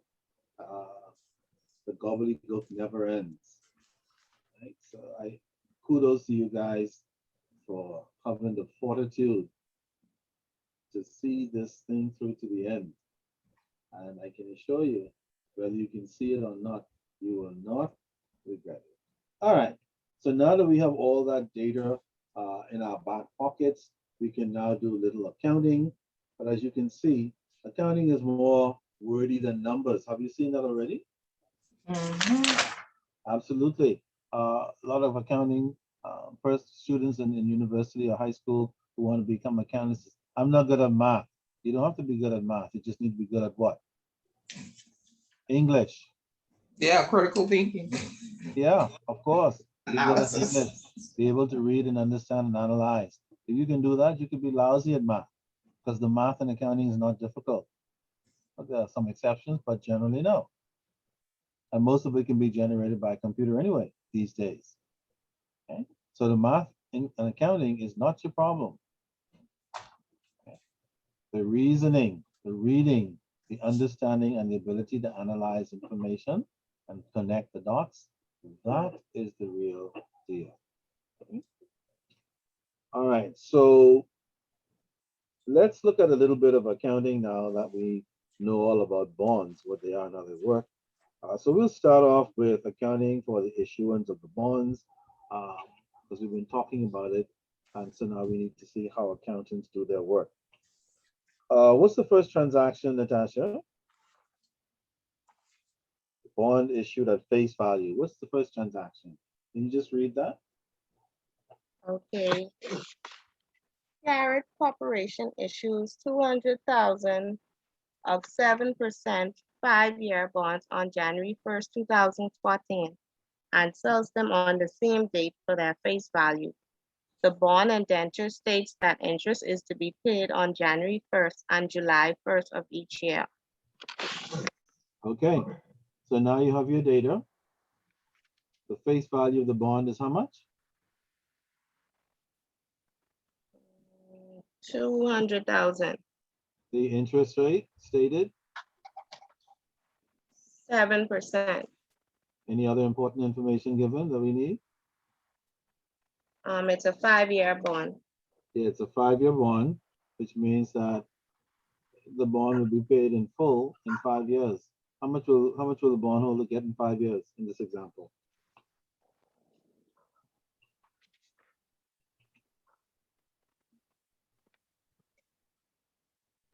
How much will the bondholder get in 5 years in this example?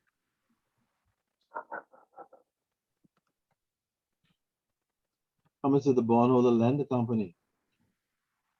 200,000, How much will they get back when the company pays them in 5 years? 7%. No? They're gonna get the face value that they loaned the Oh, company back. No. The interest is the 7% on the 200,000. In 5 years, if you loan a company $200,000 and they give you bonds in place of the loan, and they tell you in 5 years, we'll pay the face value of the bond, which is, 200,000. so how much do you expect to get from the company at the end of the 5th year?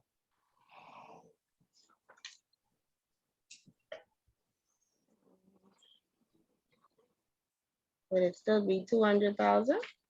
Yes, it would. Okay? If you loan 100,000 at the end of the year, 5 years, you're gonna get 200,000 back. That's the What face. happened to my interest? Well, what's the other important data in the transaction? That's a good question. I don't blame you. I want 200,000 back. Yes, You we get want. 200 Put plus in. the interest. What's the other important information in the transaction? Nobody said it the last time. Okay, it was, okay, it was at 7% for 5 years. What's the other important information? It's sold the same day for the face value? No? Oh, the interest will be paid January 1st and July 1st Of of each each year. year. That'll be semi-annually. Yes. Twice a year. So there's Okay, your, so the interest is paid, I guess, throughout the years, but you get twice. Yeah, only the get interest, the 200,000. interest is paid twice a year for 5 years. 5 years. And then at the end of the 5th year, you get your principal back. Okay, they'll be receiving interest during that time Sure. You wouldn't until let them the know. 5-year expire. Yeah, and then at the end of 5 years, you get your principal back. So we have the, Just like if you put your money in the bank, you expect them to pay you interest for 5 years, right? Yeah. Right? mhm. At the end of 5 years, when you go and you want the principal and That the and interest. and interest. Same thing. If you buy bonds from a company, you are lending them your money because you're giving them cash, they're giving you bonds. You follow? Right. And so what happens is at the end, you get interest payments on the bond twice a year. That's your interest for lending the money. And then at the end of the 5th year, you get your principal back. That's how bonds work. All right. So if we turn to the next page, for the issuance of the bond for $200,000 is a very simple entry. What's the entry?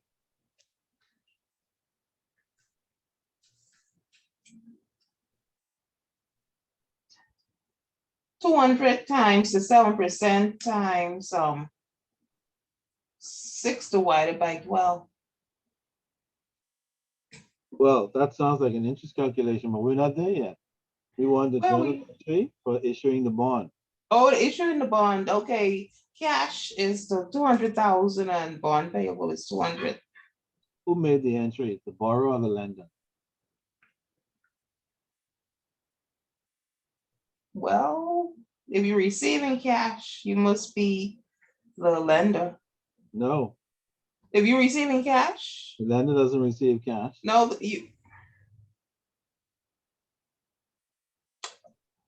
When you go for you're the borrower. You're receiving the cash, you're the borrower. yeah, when you go to the bank to borrow $5,000 to go to Israel on vacation, you're the borrower. Right. When the bank comes with the check, does the bank keep it or gives it to you? They give it to me. So if you're receiving cash, you are the borrower. So the company is receiving your money, so they're the borrower, so they debit their cash account. What do they credit? And the bond payable, Why? because the bond payable becomes a liability. Correct. That's what I'm talking about. I mean, for somebody who's been going all day, that's what I'm talking about. You could still have a few gray matters to remember. Yes, the bond payable is now a liability for the issuing company. And when are they going to pay that back? Well, they'll be in 5 years. In 5 years. Did you guess that? No, it states that. Okay. Do you know that sometimes things state stuff and we still guess and assume? I guess, and I wonder. I'm happy there. Okay, I'm just saying, and sometimes in real world, things are stated clearly, but we're still guessing for some reason. And we ignore the facts. Okay, so that's how we record the issuance of the bond by the issuing company, which is the borrower. What's our next transaction? Record the interest Yeah, that's to be interest expense. received semi-annually. Aha. So how much interest will be received semi-annually?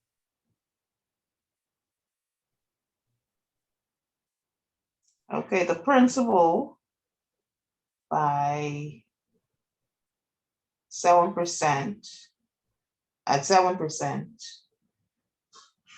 for half a year, Okay, equals $7,000. $7,000. That's the same simple interest I asked you about in the exam, remember? Mm-hmm. Mm-hmm.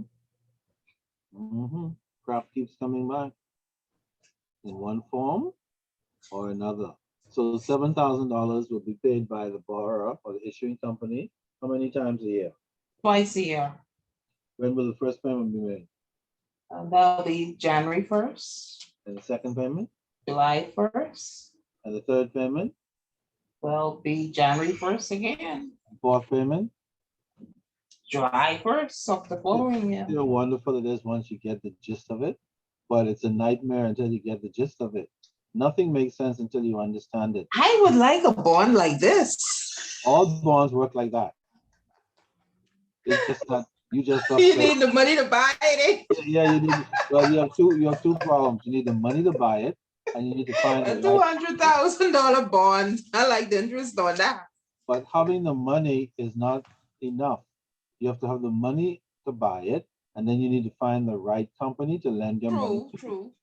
Otherwise, you can lose it all. You could be down the creek in no Like time. many people as we speak, and many decades before. Okay, so be careful. All right, Natasha, you still there? What the hell, Natasha ran off with Jerry now?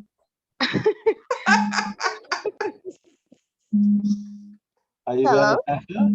Yes, I'm here. Okay, great. Thought you ran off with Jerry. Okay, so we know our interest is 7,000 every 6 months, and we now know how to calculate simple interest. We're not going to waste time on that no more. We're experts. What's the journal entry for the first interest payment?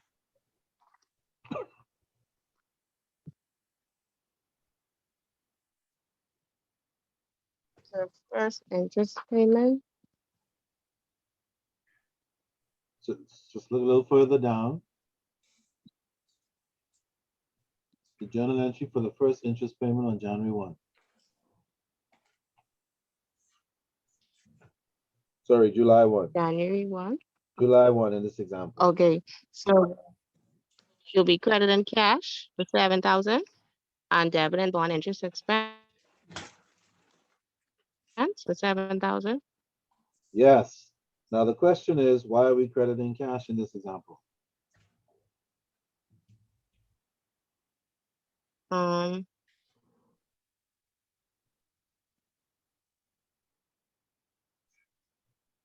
Let's put on your analytical cap, the one that Shell was talking about.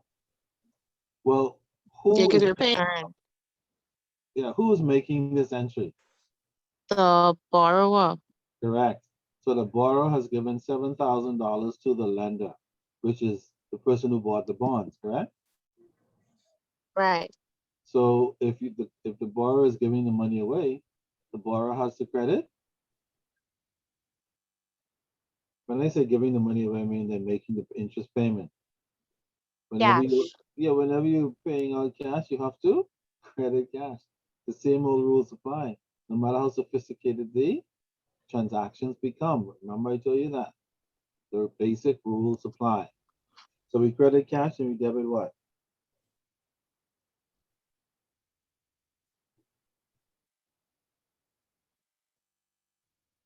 And we debit, it's right there in the yellow box. Interest, bond interest expense, For how much? 7,000. Why do we debit an expense account? Mm,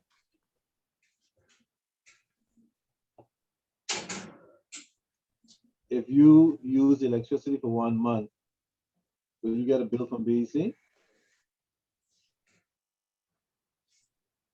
Will you? Yes. Yes. And when you pay BEC, you're gonna credit cash and debit what account? Expense. Which one? Utilities. Okay. So in this case, the company has to pay interest. So credit cash and it's debiting bond expense. Why? Expense. Sorry?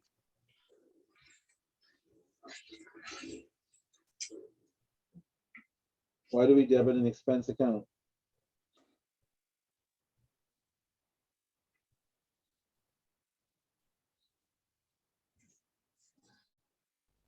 Cheryl, why do we debit an expense account? Because it's interest expense, right? Yeah, So yeah, it's an expense to them. Because they have to pay all the interest. absolutely. Any expense that you have to pay, you have to debit an expense account. We learned that in accounting 101. Now it's come back to haunt us in this one. All right, so we debit into the expense, we credit cash. Every 6 months, we do the same entry. That's the beauty when you get it right up front. Everything is correct until the end. You get it wrong up front, everything is wrong until the end. Unless somebody discovers something along the way. Don't forget the blue box. What's in the blue box?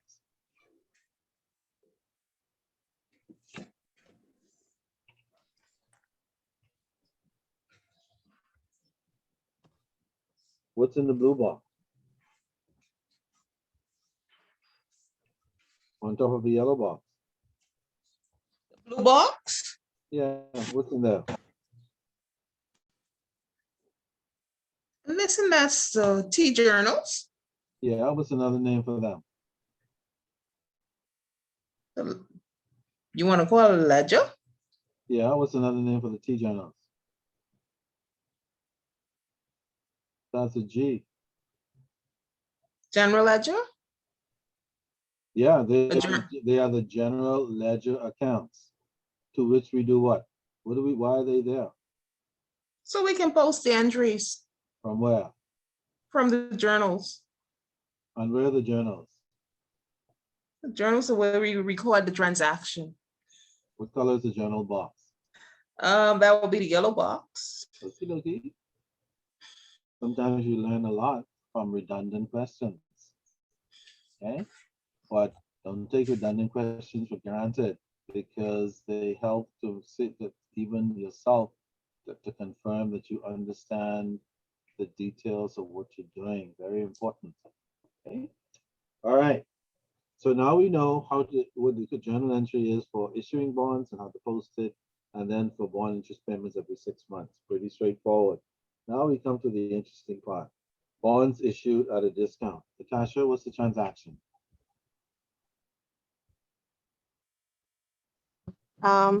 Carrot issues $200,000 of 7% 5-year bonds at 95.9445 on January 1st, 2014, when the market interest rate is 8%. In this case, the bonds are being issued at a discount because the market interest rate exceeds the face interest rate. Interesting. What is the market interest rate? 8%. And what is the face interest rate? 7%. There you go. So when the market rate exceeds the face rate on the bond is issued at a Discount. discount. It's a rule you need to learn. Because if you don't remember the order, you're going to mix it up and get any questions in that area incorrect. Okay. Bonds are issued at a discount when market is higher than Face. Face face value. value. Absolutely. And the reason why that happens is if the market value is higher than the company's face value, then if the company wants to sell its bond, it has to sell it at a lower price. Otherwise, people will just go where? Into the market. You follow? Does everybody get that? If you have a car that you want to sell for $5,000, but the market value of that car is 3,000, what are you gonna do? You're gonna sell the car at the price that you want, which is the premium price, or you're gonna sell it at the market price? Whatever I could get it for. Well, market is 3, but you want 5. Which one will you go with? Would you I'm going say, with 5. If I may get it sold for 5. well, Everybody might know the market. well, if you find a fool who doesn't know the market, then good for you, bad for them. And that's why we say the market works itself out. And the market has many fools, by the way. But they're not all foolish on purpose. They just don't know what's happening. They're ignorant. Okay? If you're ignorant in the market for anything, dog eat your Lunch. Okay. But someone else will. Yeah, if you're in the market for a spouse and you're ignorant, dog eat your lunch. If you're in the market for a house and you're ignorant, dog eat your lunch. You may be buying a piece of junk, which you cannot see under the paint that they put on temporarily. If you're buying a car, you might be buying a lemon and so on. So it's the principle is consistent across the board. So the market is higher than the face. So the bond sells at a discount, clearly. You have to sell at a discount to encourage the buyer to buy because the market is paying a higher rate. And if you don't drop your price, folks will say, the hell with your bonds. I'll just go into the marketplace and make an investment where I can get 8%. After all, you're only paying me how much?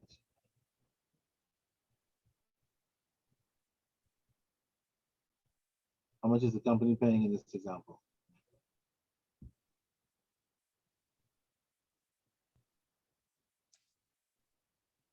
How much is the company paying in this example? In interest. The percent? Yes.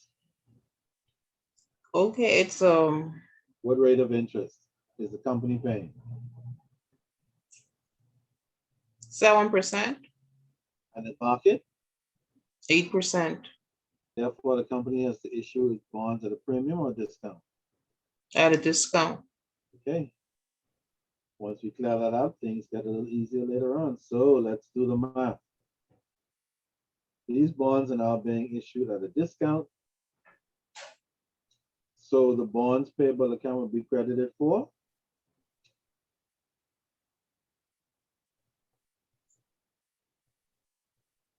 according to the journal entry in the yellow box. Bonds payable will be credited for The bond payable, 200,000. 200,000. So even though the bonds are being issued at a discount, the payable amount is still 200,000. Now, if we go to the debit side, we have 2 debits. One debit is for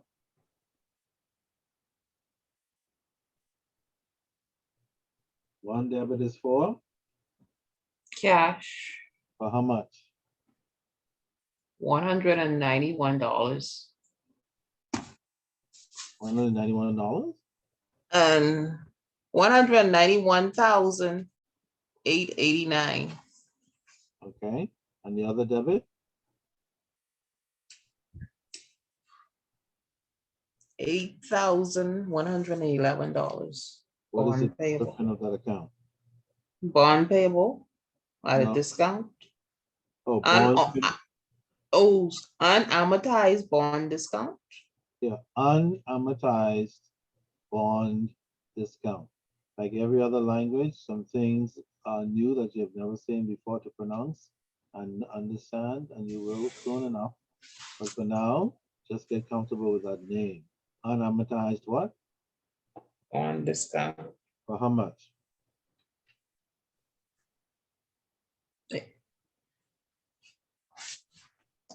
What is the amount of the unamortized bond discount debit?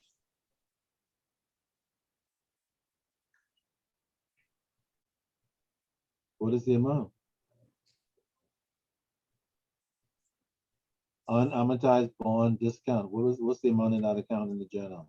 $8,111. $8,111. Now the question is, first of all, did we get the full face value for the bond that we issued?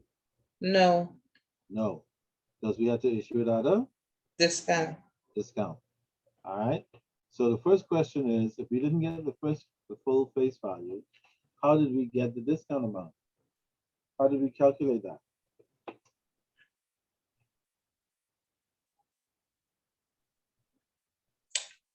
That's the interesting part.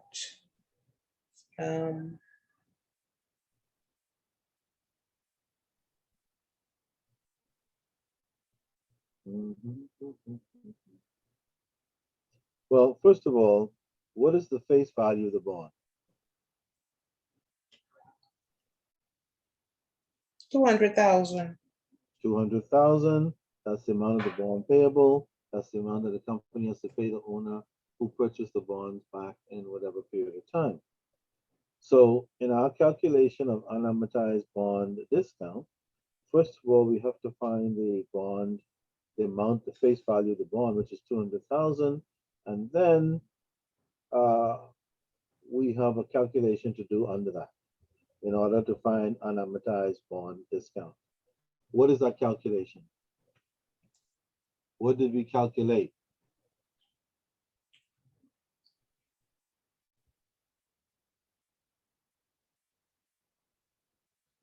This is 95.9445 amount.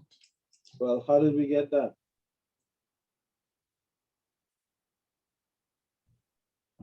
Trying to figure out what it is.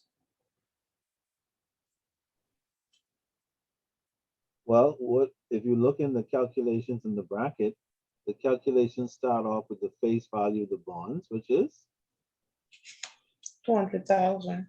times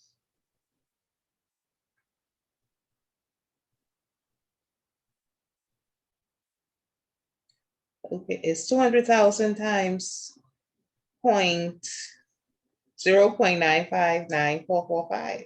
blah blah blah. Where did that come from? That's why I'm trying to figure it now. Natasha, where did that come from? That's when you convert the 95.9445 that was given earlier to a percentage. Well, where was that given? That's an issuance of the bond. How do we know that came from there? That's a In the transaction. So they actually gave it to you in the transaction? Yeah, Carrot issued 200,000 bonds of 7% 5-year bonds at 95.9445. Yeah, 95.9445. And so all we did was move the decimal to the front, 100. right? Divided by 100. Correct. Way to go, Cheryl. You're still carrying on at this late hour. And then you would get 0.95, blah, blah, blah. And then we multiply that by the face value of the bond. And as such, we get the discount amount of, Oh, that's where they'll always give you that figure to figure out Yeah. the discount amount. yeah, you will always get the discount rate or the Mhm. premium rate. Okay, that's the discount rate then. Correct. Okay. And you usually know that you're dealing with a discount rate when it's less than 1. Like 0.95 is less than 1. Or in this case, less than 100, correct? Right. All right, so that's either less than 100 in this case or less than 1. If you're dealing with a premium, it'll be greater than 100. Like 103 would be a premium. 101, you follow? Right. Any rate, discount or premium rate will be, if it's a discount rate, it'll be less than 100. If it's a premium rate, it'll be greater than 100. Okay, so when we do the math, we come up with the discount amount of 191 and what? 889. And then we subtract that from the face value, and it gives us an unamortized Bond discount. of, 8,111. indeed. Okay, so now you can see it's not really difficult once you learn how it works. Okay, so you know right off the top, if a bond is issued at a discount, that the issue price would be less than 1 or less than 100. And so you just multiply the issue price by the face value, and whatever you get, you subtract it from the face value. And that will give you your unamortized bond discount. Piece of cake once you do it. All right, we'll do one more, and then I promise I'll stop. We'll finish up on No time. mercy. I still owe you guys like an extra time from somewhere. This accounting is brutal when it gets ready. All right, one more transaction. The bonds are issued in this case at a premium. Natasha, can you read the transaction? Carrot issues $200,000 of 7% 5-year bonds for $208,530 on January 1st, 2014, when the market interest rate is 6%. So in this case, market is higher. This means that investment Go ahead. market is lower. Lower than face. Remember the rule, when market is lower than face, you issue at a premium. When market prices are higher, rate is higher than face rate, you issue at a discount. Okay. So in this case, we're issuing at a premium. What's the premium amount we're issuing it at?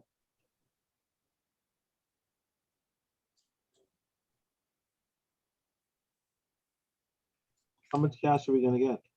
Um,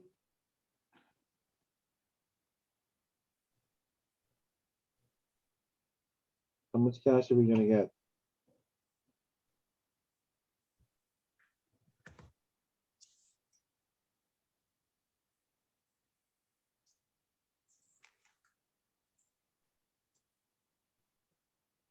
Well, you issued the bonds for how much in the transaction? 200,000. 200,000. But you issued it at a premium. So if you issued it at a premium, that means you expect to get more than 200,000 for the bond that you issued. And what did the premium work out to be?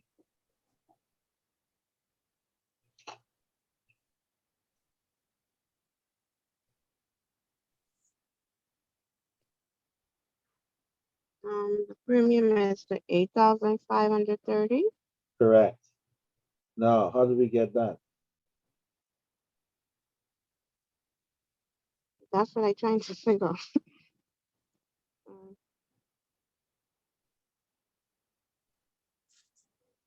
How did we get that? Well, we sold a 5-year, 7%, 200,000 bonds at what price? What premium rate? 7%. That's the face rate. Oh, that is 6%. That's the market rate. They didn't give you a premium rate like the 0.95? Oh, 104, 104.265. Yeah, how did they describe that? What's that? They will purchase the bonds at 104.265. Yeah, we're purchasing the bonds at 104.265. 65, which becomes 1.04265 When you do times the issuance of 200,000, which which equals, will give you the cash amount to be received. which is 208,530. absolutely. Hence, we debit cash for 208,530. absolutely. Now you see why. So when we have the discounted issue, we have the discount rate. That'll be given always. And when we have the premium issue, we have the premium rate. Oh, Always. premium is at 1 or more. Correct. Remember, if it's greater than 1, it's a premium. If it's less than 1, it's a discount transaction. Easy way to remember. Okay, and the rate will always be given. Okay. Now, the final question or two has to do Two. with debit cash for We two. were supposed to remind Mr. Wilkinson about something from Saturday. I promise I'll put in a minute. Never out of the room. Mr. Wilkinson, my memory good, you know. So I noticed, better than I suspected. They say when you get over a certain thing, you don't remember stuff anymore. I don't apply to you at all. Well, it ain't that. Depends on what I supposed to remember. Aha. You're like Mrs. Wilkinson. She doesn't remember anything unless it's something she needs to remember. That's the way to go. Yes, I remember. Like, how come you don't remember other stuff? She's, I know, and I know is supposed to like tell me like just leave that alone. I'm like, No matter what our memory, we know what we supposed to I remember. know exactly. I know exactly what you mean, Cheryl. After all these decades, I get it. But sometimes I indulge her anyway, even though I know. She said, you said, did you know before? I'm like, maybe. What do you think? She said, I know. I'm like, so I have my preschooler back these days. She said, what do you mean? I said, you remember like stuff like little kids, what you want to remember? She said, oh, just like Cheryl, remember what she wants to remember. All right. So we debit cash for 208. What do we have two credits. One credit is for the bonds payable, which has to be the face value, which is what? 200,000 200,000. Correct. And the other credit is? for the Unamortized. unamortized. Yeah. And how much is that? 8,530. Correct. Where did that come from? That's the Difference between the cash and the bond, the amount received and the bond payable. Yeah. In this case, we already calculated it. 200,000 times 104.1.0, blah, blah, blah, right? Yes. yeah. Gives us the total amount of cash. And we know that the bond, we have to take out the bond payable amount, and whatever is left is the premium amount. It's as simple as that, a little more straightforward, it seems, in the discount, but not much more difficult. All right, so there you go. I promise you I'll stop. We'll stop there tonight. We'll finish up on Saturday. For those of you still doing homework, as soon as you get it done, you can email it to me, of course. If you're feeling stressed about it, don't worry about it. Just take a nap and then go at it again. At the end of the day, you will be the beneficiaries of it, as I've seen in exam number 1. Okay, that crap and hard And work. And if I also start pulling my head out, I'll help you address one or two of them on Saturday. That's fine. That's the way to go. Get some of those cobwebs sorted out. All right. So we'll be back here again on Saturday at 9 o'clock. If anybody sees Jerry along the way, tell him we saw. Jerry, you can sign off now. Yeah, we saw the So big look day. at then. Hi. The last problem that you gave us on Saturday, I think I wrote that down wrong. Let me see. The very last one. Yes, sir. The problem question. Okay. I can tell you a good night now. I'm But signing out. you going, Cheryl? I'm leaving now. Good night. Good night. Where are you going? Yeah, I'll say the bed. She's already gone. The bed, what else I will be doing at this time? The night is bed. young, Cheryl. Doggone it. Yes. But I get it. It's about that time anyway for those who go to bed at this time. All right, Cheryl, knock yourself out. Just don't go to bed wholesale, and we'll see you on No, see, I Saturday. have to prepare. That's why I have to leave. I know. Preparation. I can imagine. All right, take care. We'll see you Good night, Saturday. folks. Take care. Now, Okay, Natasha, the very last one. yes, sir. Is that the one where I said page 538? Yes. Problem 9, Problem 9. I think, or is it 7? Let me just make I sure. have problem 9 on 539.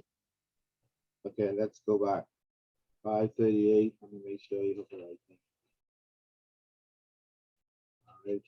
538.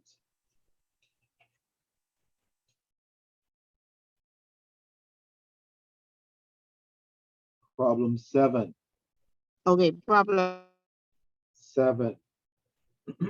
7, 538. Yeah, Okay. requirements 1 and 2. Okay. Okay. Thank you. Now, we need to, I've been trying to think.